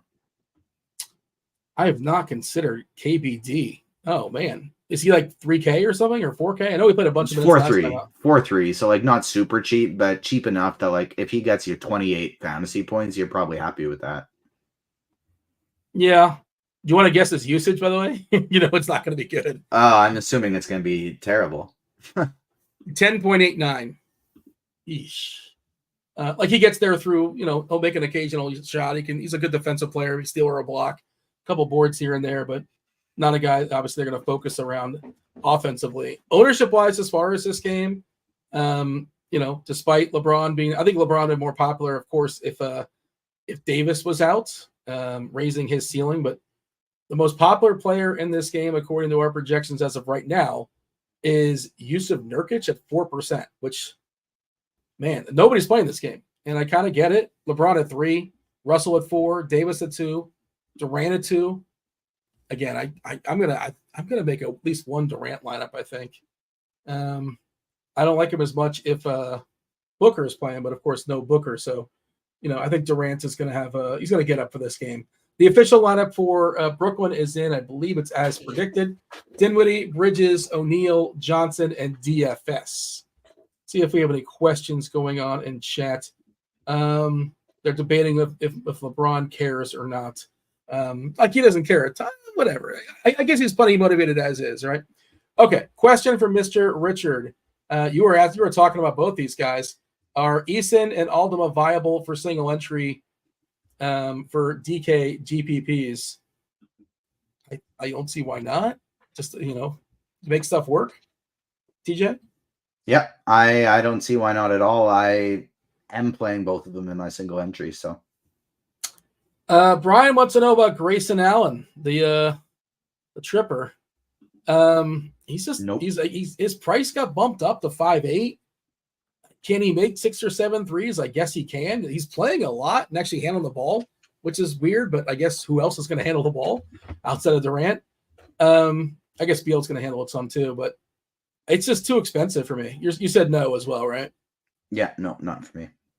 Yeah, that's. Is 5'8" Grayson Allen going to beat me in a 9-game slate? I suppose he can. Daniel wants to know about Rui. How do we feel about Hachimura for the Lakers tonight? No Hachimura. Eric Johnson says, I like Jeff Green. Do you like Jeff Green? Nope. Yeah. No Jeff Green. Yeah, I don't think I like Jeff Green either. For a second there, I was trying to figure out what team is he on? I forgot what team he was on there for a second. Let's see. Any other questions going on? There's still some trickling in on through. Crunch time's coming in a couple minutes. You got Andy Means. You got Taylor. You have Kevin Roth. And give me this, your biggest stand. People are tuning in. I know you've given it throughout the show, but your biggest stand on this slate, be it you're well over the field and well under the field. Give me both. 2 value plays. Tari Eason. I have him in almost all of my lineups. And then the other one is Santi Aldama, who I have in almost half of them. So those are my 2 big tournament value stands today. In terms of people I'm afraid of being underweight on the other way, I don't have any Luka. That worries me. And that's really about it. I feel pretty good about this slate. Derek wants you to rank Daniels, Conley, and George. I assume that's Keon George, Mike Connolly, and Daniels for New Orleans. Dean, we're here, just so you know. We're here. I know you're not watching, but we're here. I just pulled. You just freaked me out, though. The way you I snuck up on me. You jumped. Whoa! You jumped and looked around like I was behind you. I was like the dude from the Truman Show, man. I was like, "Whoa, where'd that voice come from, man?" That's the dude from the Truman Show, by the way, also known as Truman. I don't know why I said it that way, but what's up, Roth? You scared me. Now I have to recover. Right. You don't have to worry about not having Luka, TJ, because there's no freaking value on this slate, and no one can afford him. Play Tari Eason, Roth. Okay. Roth, you remember Luka in the bubble just absolutely annihilating this Clippers team. You watched those games. Yeah, I mean, that was years ago. Yeah, sure. What else were we doing? Yeah, that's true. Yeah. There's a dislike amongst these teams at the in-season tournament. He's got a little extra motivation. Okay. Bake that into the projections. I'm not worried about him not performing. I'm worried about whatever 5K dude I have getting literally 0 points because the value sucks. Point. The value is rough. Yeah, I want to hear. Andy, do you have one for us? Or Taylor, you guys have a value play you feel good about? Like that's like 4K or less on DK? Is there somebody that you're going to hold back and fire off in a few minutes? I myself and TJ, we just kind of sputtered through something like, sure, maybe, but anybody we actually like and feel good about? I'll let Taylor take that one. I'm actually playing thinking Şengün's going to sit, so I'm just kind of piling in all these terrible rockets and hoping to not die. But I think he sits too. Was that like a subtle reference that I'm allowed to play Boban? Because if oh my god, no, I'm not even that much allowed. I'm locking him in. I don't think the beast. Is there ever going to be another Boban night, or is that it? It's over. The over/under is a half. Will we ever have another Boban night in DFS?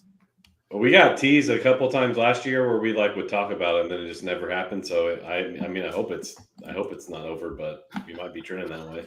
But he's in a new position here, right? He's on the Rockets now. He wasn't last year, I don't think. I think he was in Dallas last year. Houston, wasn't he? Houston last year? Yeah. If there's anybody he can guard, it's probably Valanciunas. Well, they added Jock Landale, which is a little bit more size, and I'm curious to hear Taylor. And we're going to get out of here. We'll step aside, but it's not even just like Şengün's out, but it's like, okay, now is it going to be Jae'Sean Tate? Is it going to be Jock Landale?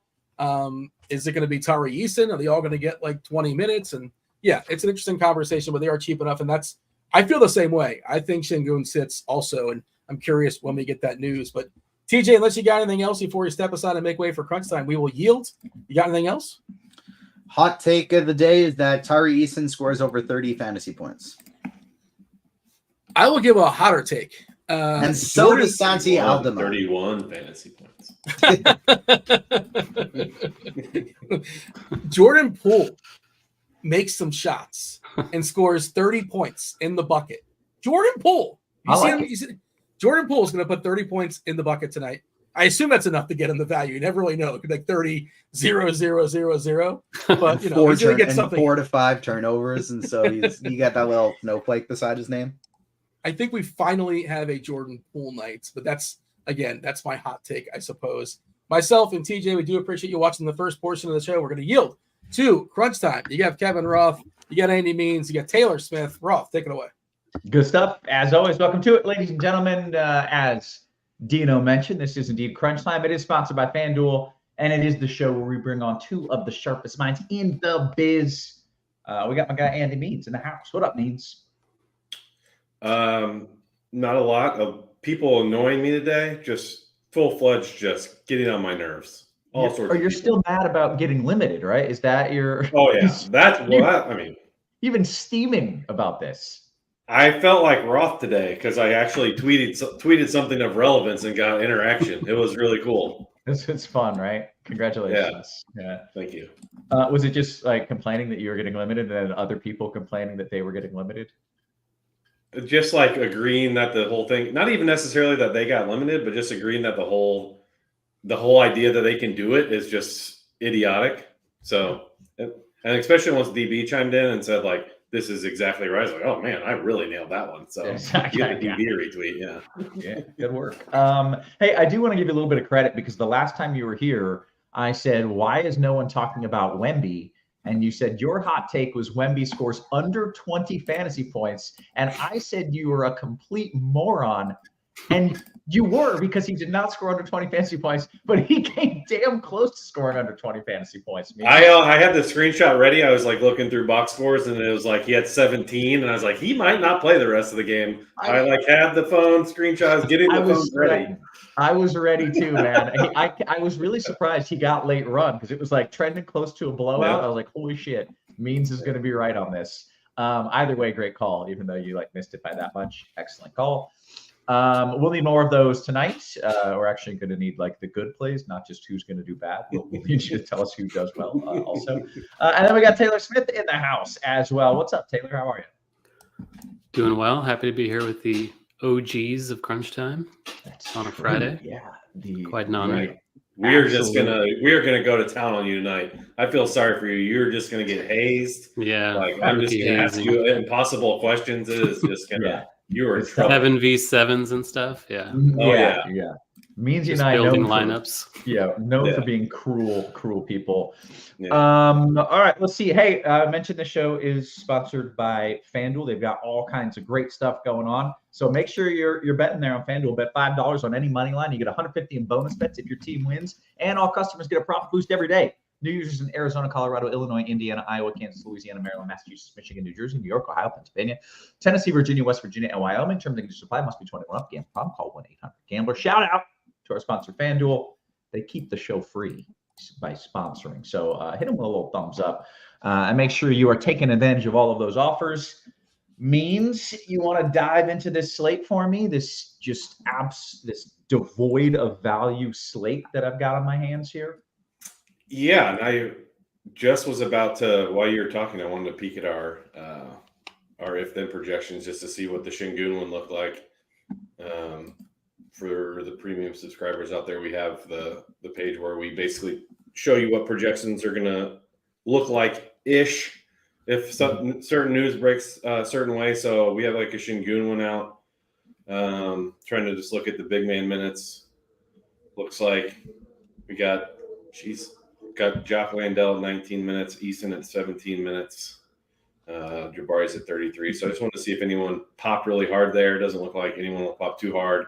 Might adjust a little bit if the Shingun news breaks anyways, when someone's announced as a starter. So we'll see. But I just wanted to peek at that because that's really the main piece of news we're looking for. I'm sorry, there is like a freaking Amazon truck like right here, and you know when they back up, I could just barely hear something. It's not bad. Now he's honking as he backs out. Thanks, buddy. Did he not know I'm on a show? My God, jerk. Inconsiderate.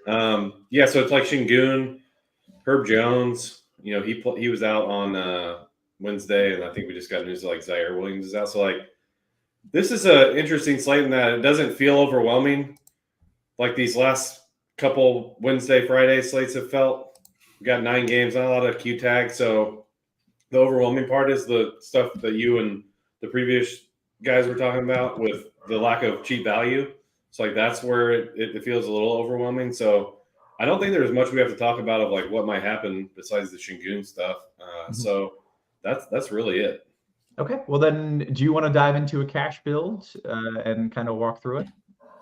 Yeah, FanDuel is a little softer, like normal. At least that's how it's been the early part of the season. And like it starts with LaMelo at point guard. Just he's 9-1. It's just his price tag went up $300. Like I kind of noted a little in the content I did today, but like it's too cheap. We all played him on Wednesday, and he like scored 46 FanDuel points and 50 DraftKings points. Like, I think he should have had 60. Like, yeah. You know, like it was fine. But like, yeah, I think he left a lot of points on the table. I don't know if like the minute he was trending towards playing like 40 minutes. I don't think that's like what Clifford wanted. I think because they were down. So he's like, I'm just going to play him. And like, if we get back in the game, maybe I can buy a couple minutes. But like, he's like, most likely I'll give this last shot. Like he barely took him out in the second half just because they were down. So much. So like, I don't think he's, I don't think 40 is what we can count on, but he played 36 and did fine.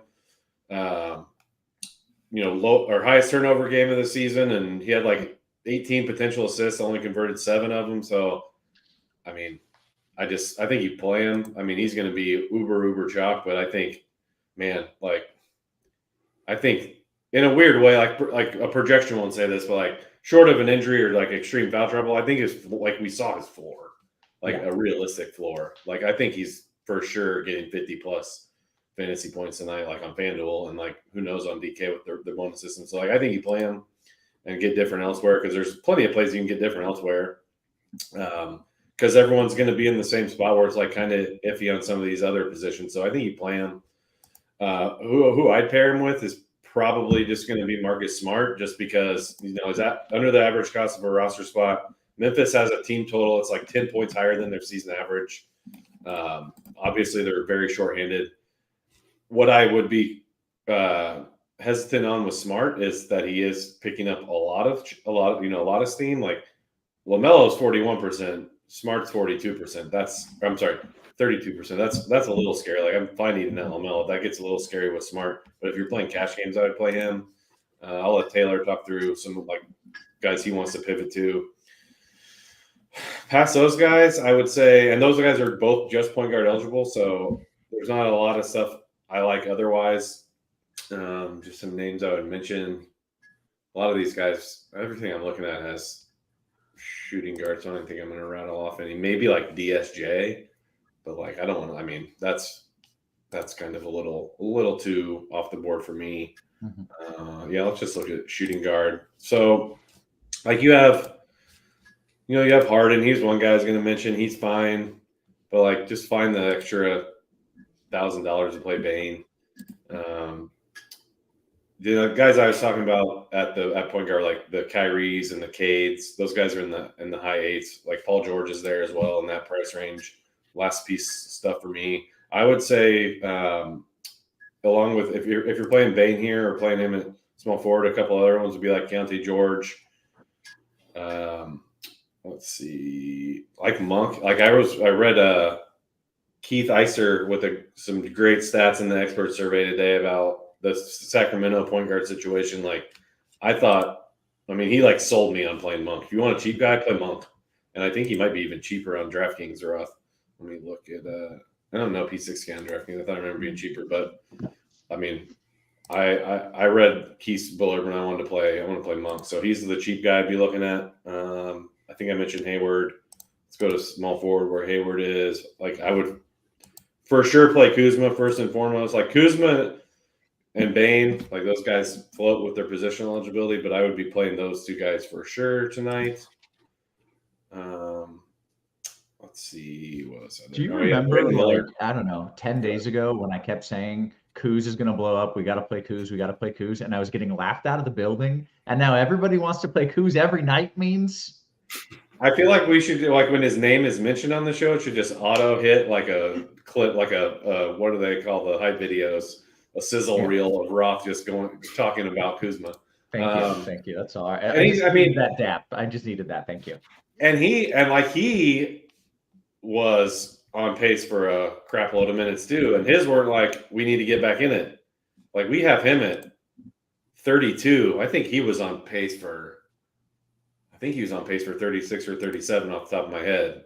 So like he's projecting as the best play at, I think both forward or at small forward for sure. And we have him at 32. So like I'd crank that sucker up to 34, 35. If I was building some tournament lineups, you're probably going to get him anyways. Doesn't really matter. All right, let me look real quick. Yeah, Miller. Like I would go back to Miller. He's 5'3". I mean, let me down on Wednesday, but I would play him again. Other cheap stuff would be like Herter, Kennard, Avdia, more cheap exposure to that game. Power forward, already guys I mentioned, Kuzma. Then you have here, I really like Jaren Jackson. I like PJ for a little cheaper. Like Royce at 5'2". I played him in my crappy ass lineup on DraftKings on Wednesday, and he's like the only thing I got right. Jaden McDaniels at 4'6". Yeah, those are the main ones here. And then center, I think if you're just playing cash games, I'd play Bismack at 5'2". Like, they're just so thin, and they're going to need his size out there, I would assume, against the Utah front court with Markkanen and Collins and Olynyk when he's in there. I think Bismack is not as spry as he used to be, but I think he can make do out there better than anybody else they have at least. So I would play him probably. And everyone else I mentioned has power forward eligibility.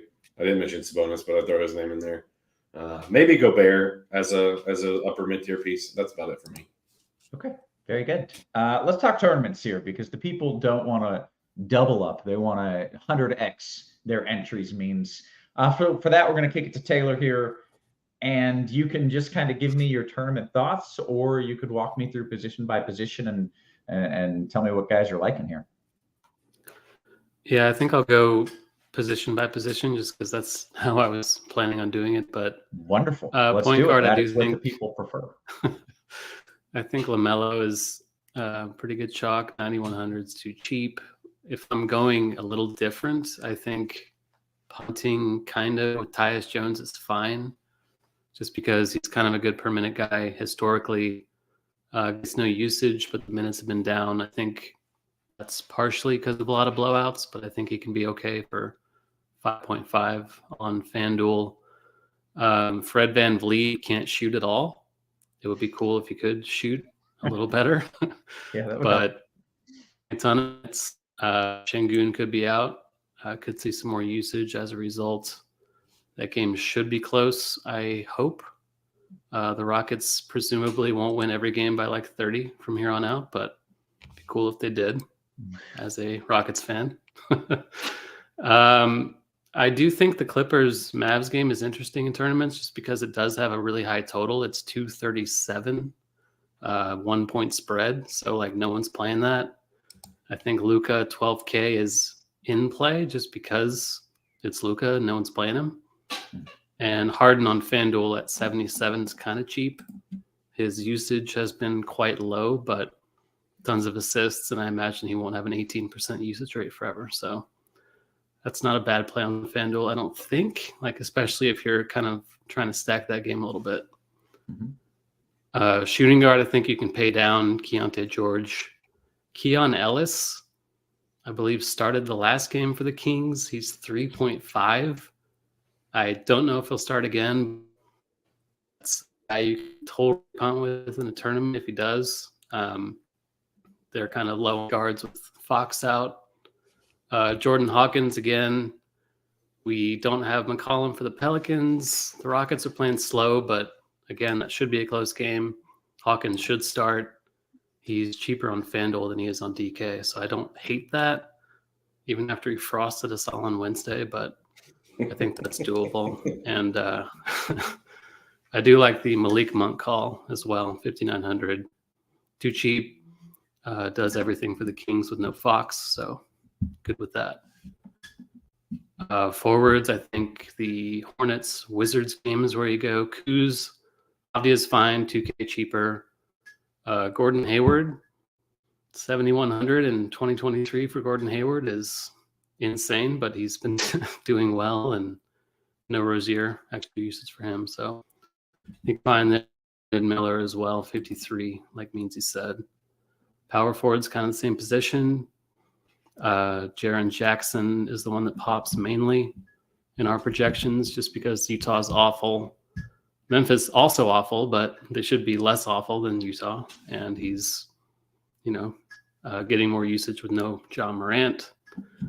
Karl Anthony Towns as well, I think worth a shout. Sub 8K. The Spurs seem to be bad, so don't mind that. And at center, I like Gafford as a pivot away from Biyombo for 100 more.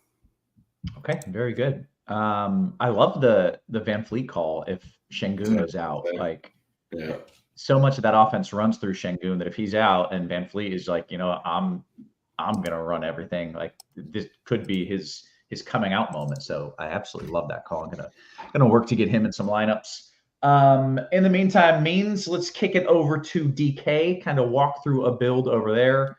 I should know. Hey, did you guys know that we've got a deal going on for our premium here for NBA? For a limited time, you can lock in a full season of NBA premium at $50 off everything from lineup HQ up to the minute premium projections ownership, fantasy pick'em tool, prize picks, underdog, tons more. Make sure you're checking it out. We've got the link in the description for more info. Means you want to dive into this. By the way, we did get some news here. Herb Jones is out. And I also saw Zaire Williams is out and Conchar is in. I don't know. I actually landed on Conchar even before that news. And then I like unlanded there. I was like, this probably isn't good. But maybe I will go back to that. I don't know. I have so many things I want to follow up on after what was just said by you two. I'll start with you, Roth. Yeah. 1, premium.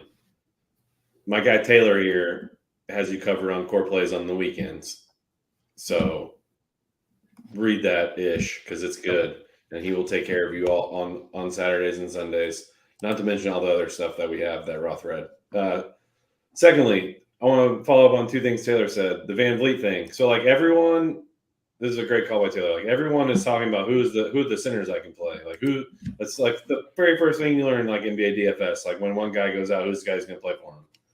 Mm-hmm. And that's matters, obviously. But what else matters is who's going to do some other stuff when one of the best players is gone. It means one of the other best players is going to do a lot of stuff. So like in the if-then projections I was talking about, Van Vliet definitely moves up if Şengün's out. So great call by Taylor on that one. And Van Vliet's still sub 8K. And then I really like the Gafford call because like Biombo, I mean, you play him like I think you play him in cashing him, sure. Gafford, as Taylor said, frosted everybody on Wednesday.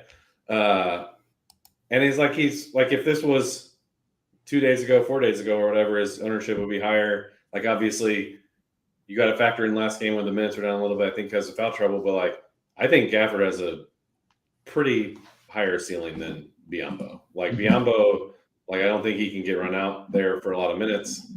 He just is out there to fill in stuff. Like Gafford, I think, can run into more minutes if he's playing well. Yeah. So, like, I love both those calls. So, yeah, that's all I wanted to say about that stuff. And then, yeah, we can talk about some DK now if that's cool, Roth. Yeah, let's do it because there are still some pieces I'm missing in my build. So I'm standing by, thumbs are ready. Let's walk through what you got for me.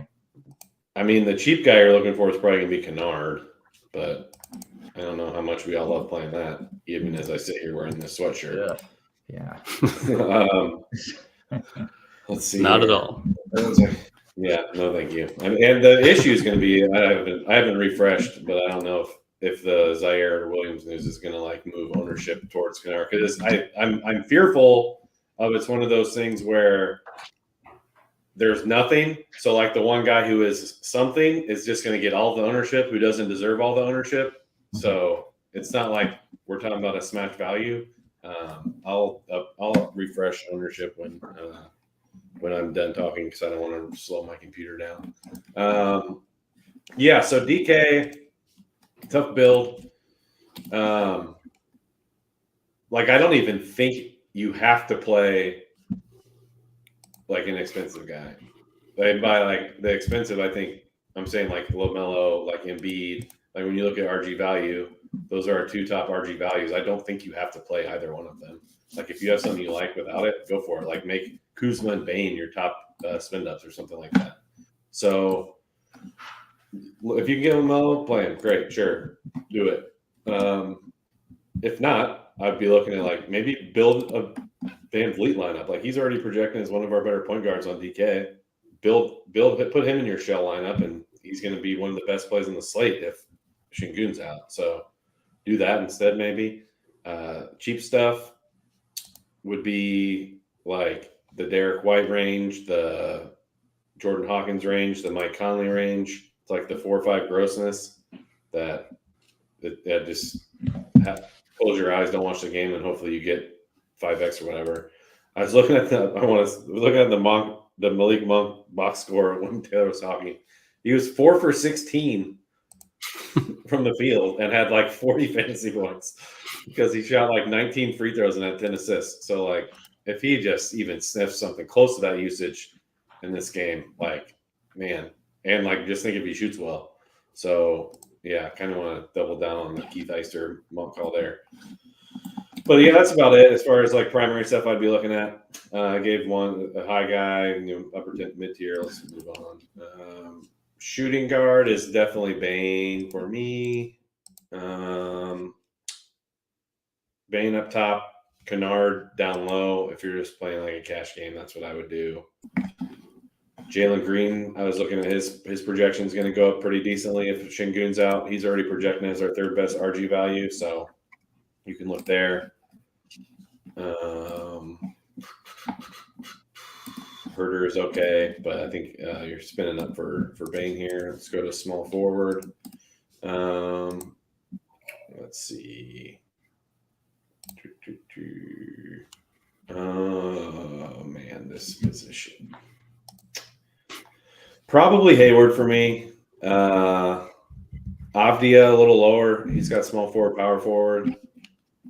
Maybe can look like some slow-mo, but that's just disgusting.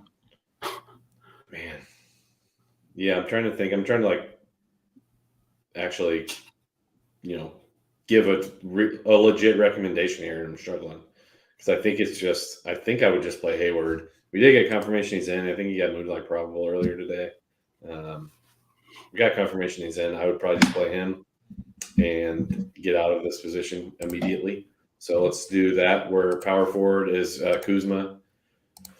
For me, PJ Washington, 6'7". That's kind of it, man. This is just brutal. I would say Jabari, actually. He's power forward eligible. You can put him in your forward slot. Like do a Hayward. I would do like a Hayward, Kuzma at small forward, power forward, then put Jabari in at the forward slot. And then he's going to look a little better if Şengün's out because there's nothing any better in that range. So at least you get some hidden upside there if the news breaks your way. That's probably what I would do. Center. Probably I didn't mention him at power forward because I like Kuzma better, but Jaren Jackson would probably be the play. I like Şengün if he plays. For all we know, this could just be like a we don't want to get fined questionable tag, and he's completely normal. And if he's in, yeah, fire it up. If it's a little too risky for you, and you think maybe actually is limited from his injury, then maybe you go Rudy Gobert at 6'8". I think you definitely are playing Biyombo though, first and foremost. Like plug him in for your cheap play of the night, and he's only 4'9" on DK. So start there, and then you kind of fill in after that if you need something else at the utility. Because I would, and like I mentioned this, I think I mentioned this in survey or something. But if you are able to get a spin up, I would want to get Embiid over LaMelo on DK, which is probably the unpopular decision or the unpopular opinion. Like Embiid has had his lowest scores of the season have been like he had a 41 and a 47 DK. Like those are his lowest. LaMelo had like a 26, a 29, and a 33. So like, yeah. And I know some of those were when Rozier was playing, so it's not apples to apples. But like LaMelo does at least he's a little shakier than a projection would make it look. So that's I think that's all I got. Okay, very good. Taylor, it is your turn to kind of take it and run with it here. On DK, any major differences you want to run through a build there? And can you please find me like someone who's good for 3-2? I know I'm asking a lot, but it's 3-2. Yeah, that's a little reach. Okay. I got a list of you. I got 10 guys here for you. Oh, yeah. It's yeah. Boban, isn't it? It's Boban. All right, well, walk me through a build over there, and I will move some stuff so that I don't have to play a 3-2 center. Yeah, I don't think you can make that happen, sadly. There is a guy that's 3-6, though. You can play him at shooting guard, small forward, only, well, I think only if Şengün's out. And it's Jae'Sean Tate, and it's disgusting, but they like him. The Rockets brass are the only people that like Jae'Sean Tate, but that's all that matters.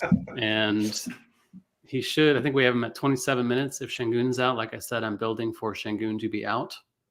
And if he's in, I'll just panic and lose. But I feel okay about him being out. And I think that I'm going to plant my flag there on Jae'Sean and hope for the best. But if he's in, I think like if you play Tate at forward, for example, you can pivot to Eason for I think 200 more. He will play no matter what. He might only play like 15 to 17 minutes, but he's an okay per minute guy. He's kind of one of their core young dudes, so I think you can go with that if things go wrong with Şengün. But as far as position by position, I think LaMelo 10K, he should be lower owned on DK. He's fine, great game environment, all that. Derek White seems to be chalky, but the value's there. He's fine. Tyus Jones, I mentioned on FanDuel being okay. Same thing on DK, same price, I think. He has shown a ceiling in the past with the Grizzlies. The Wizards get blown out every night, or blow out the Hornets every night, but he should see more minutes if the game is close. So I think we were a little low on him minutes-wise, but I think there's upside on that if you are feeling a little brave. And then Van Vliet on DK as well. Same thing on FanDuel. He's fine either way. Even if Şengün plays, I'm fine with Van Vliet. Jalen Green, same thing, 6,300. He's already leading the team in usage. The usage figures to go up if Şengün's out. 63 is reasonable, decent enough matchup against the Pels.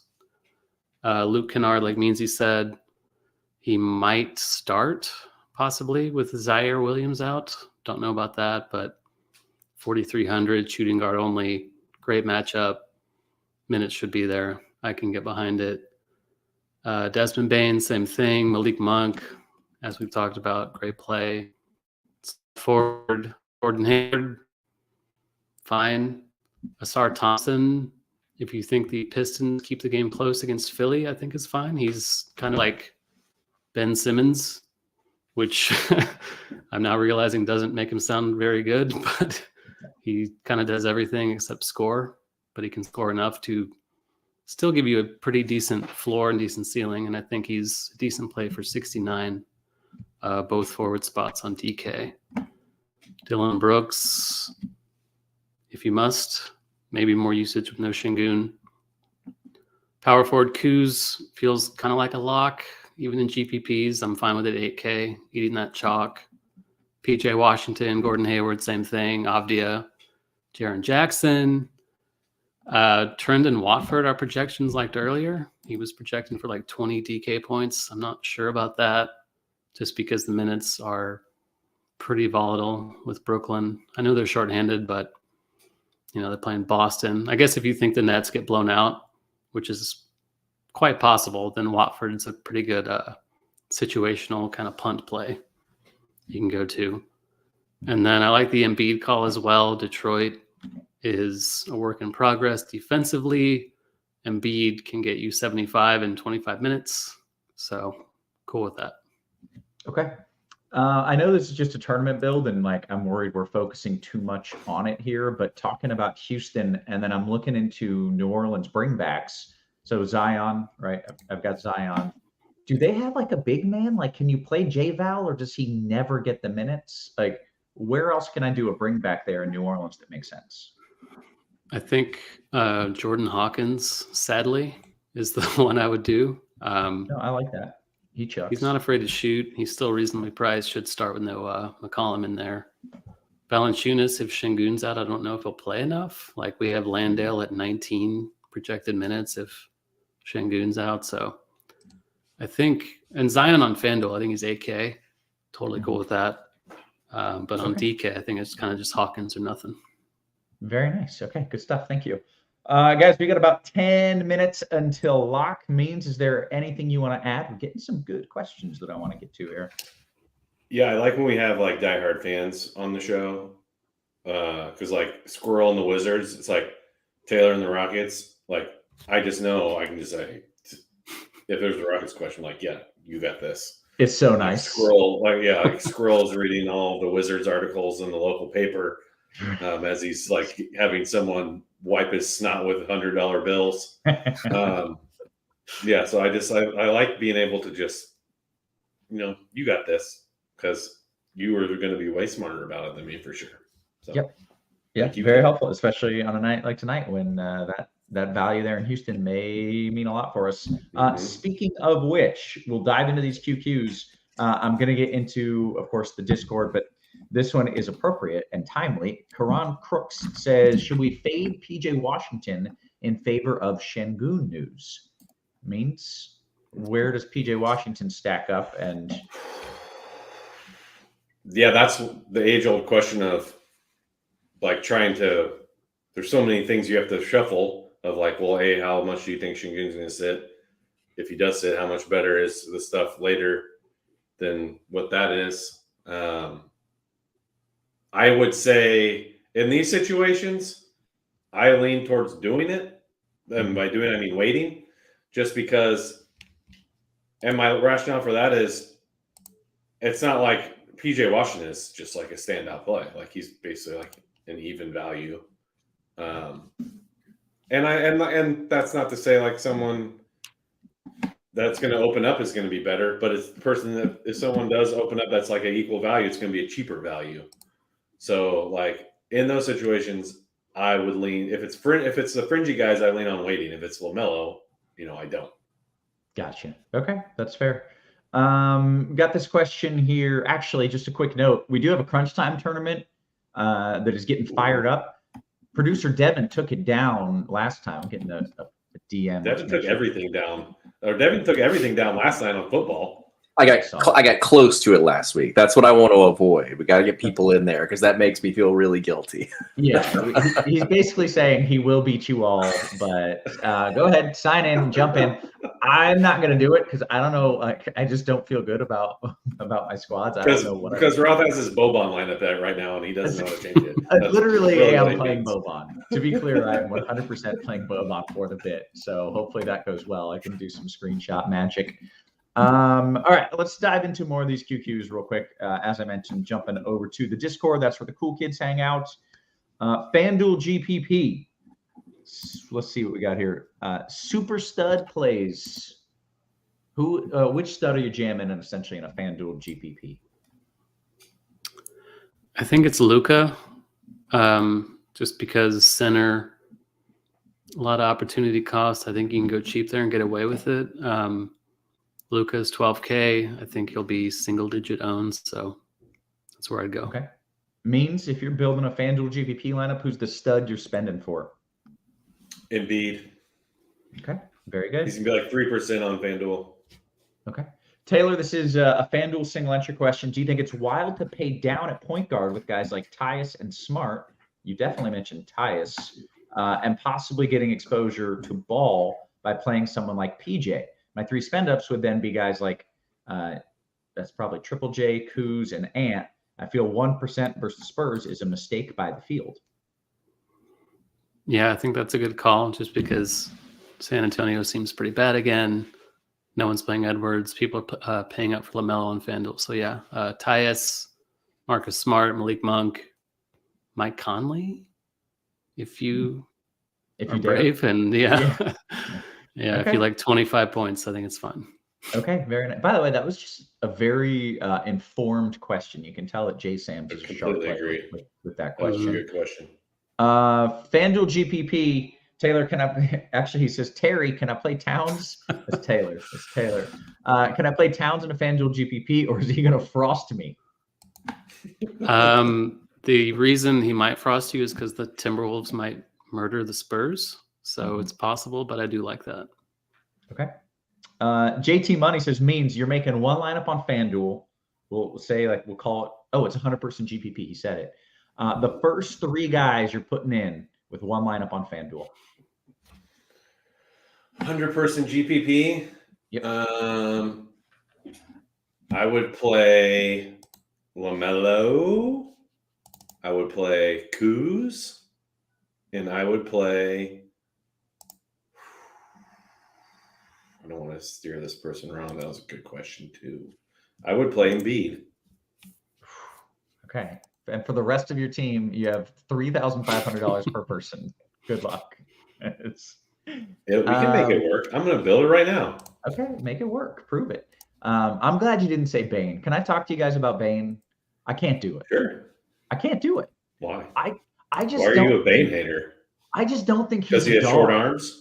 Yes, I just don't think he's a number one guy. Like, he's being forced into the role. I get it. but I just don't think he has that mentality. And like, he's been fine. He's been fine. And he's probably going to go for freaking 60 fantasy points tonight now that I said it. But I just like, I don't ever feel like he's going to put up big numbers. I don't know. Am I wrong, Taylor? Am I an idiot? You can call me an idiot. It means he does it all the time. Bane did go to TCU, like I did, so this is the wrong person to ask. Oh, God. Okay. He's like the only good. He's the only good NBA player we've ever had, so I feel like Okay. And he's from Indiana, which is where I'm from. So, Roth, you were barking up the wrong tree The here. wrong duo to bring this conversation up. All right. Chinatown says, means DK Cash. If I fade coups, are all my cash lineups getting buried? Are they getting frosted? I feel like, I don't know if it was the same person. Someone asked me that exact question on Wednesday, and I said, "Oh, I think you're all right." And Kuz had like 48 at like 7K or whatever. He is a little more expensive, but there is some that hidden minutes upside. I think. I don't think. No, I will double down and say the exact thing I said last week. I don't think you'll get frosted. Like at 8K, Kuz has to have like to just bury you in cash games. He has to have like 55, in my opinion. So yeah. All right. Let's see. Just some folks in here reminiscing about Boban, winning GPPs with Boban. Nothing more By fun. the way, $3,200 center on DK. Jeff Green is there. Okay. Okay. If Şengün's out, Okay. I think that's what you would do. I may in the pivot. GPP. Okay. I actually still needed that spot. He's like so- already kind of in the rotation, and if he's out, then maybe he'll get 15 minutes. Very nice. All right, that works. FanDuel Cash, if Şengün is out, means Smart, Denny, or Van Vliet and Tate. second one. Okay. FanDuel Cash, 2v2, right back to you, means Bismack, Kawhi, or Triple J and Keontae George. I can't play Keontae George either. Sorry. I would play the business. Okay. Chinatown says, what kind of mentality does Bane have? He's just like a second fiddle. He's second fiddle guy. No matter, even if he's the best player, he still plays second fiddle. That's who he is. Bane or Markkanen, FanDuel GPP, Taylor? Markkanen, no doubt. Okay. Swagging with Chris means single entry on FanDuel. You want Smart, Kennard, or Conley, Bismack? I would do the second one. Okay. Let's see. Scrolling up into the YouTube chat. By the way, hit us with a little thumbs up for this free content if you don't mind. DKGPPs, does pool turn it around tonight? Is it a pool party tonight, Taylor? By turning it around, does that mean like more than 20 minutes and It does. 15 That's points? right. It means actually playing in the games and making a few shots. Yes. Yeah. Was that Dean in the chat? Was that Dean asking that? But do you like that play? Because I was highly considering it. I didn't land on it, but I thought about it. Yeah, because Kuz will be chalk, and if Kuz busts, then maybe Poole is the one that does not bust. Yep. All right. Rukin Verde says, I've got a gut feeling about Keontae George. I do too, but it's the wrong way. At 4,300 on DK, is he okay in a large field tournament? Like, for sure, right? Yeah, Yeah. I think he is. Yeah. Sorry if you answered that. Bucktown Boy says, we got a sports betting question. Odds boost on DK for LeBron and KD to combine for 55 plus to plus 150. So they need 55 points from LeBron and KD. It's plus 150. Do we bet it? I would bet it. Yeah. Yeah. All right. Yeah, that sounds solid. If you're not boycotting them in honor of me. Yes. Oh man. All right. We got less than a minute until lock. Got a few more questions coming in. Paul says Conley or Keontae George in a DK GPP, Taylor? Probably Conley, just because he should be less owned, and yeah, that's the entire reason for that, I think. Sorry. Look at Roth acting like he has friends or family. It's almost locked. Lollipops. Wow, that's awesome. Okay. Oh, was that leftover Halloween candy? These look fresh, man. I don't know. I think we might have time for one more question here. Is Shamet okay as a punt in DK Cash? Means what say you? I did not land on Shamet. I'm sorry. I know he caught a body the other night, but not for me. Okay, well, with that, we have hit the lock, and as you can tell, the family's home, and I'm going to bounce on out of here. So put down my title tag. Look how cute her face is. Don't you put that in front of me. Right over her You face. pull it down, team. Damn it. All right, we're going to bounce on out of here. So for me, for Taylor, for our wonderful production crew, you want to say bye-bye? You say bye-bye? Bye-bye. All right, bye, y'all. Have a good one. You have been crunched.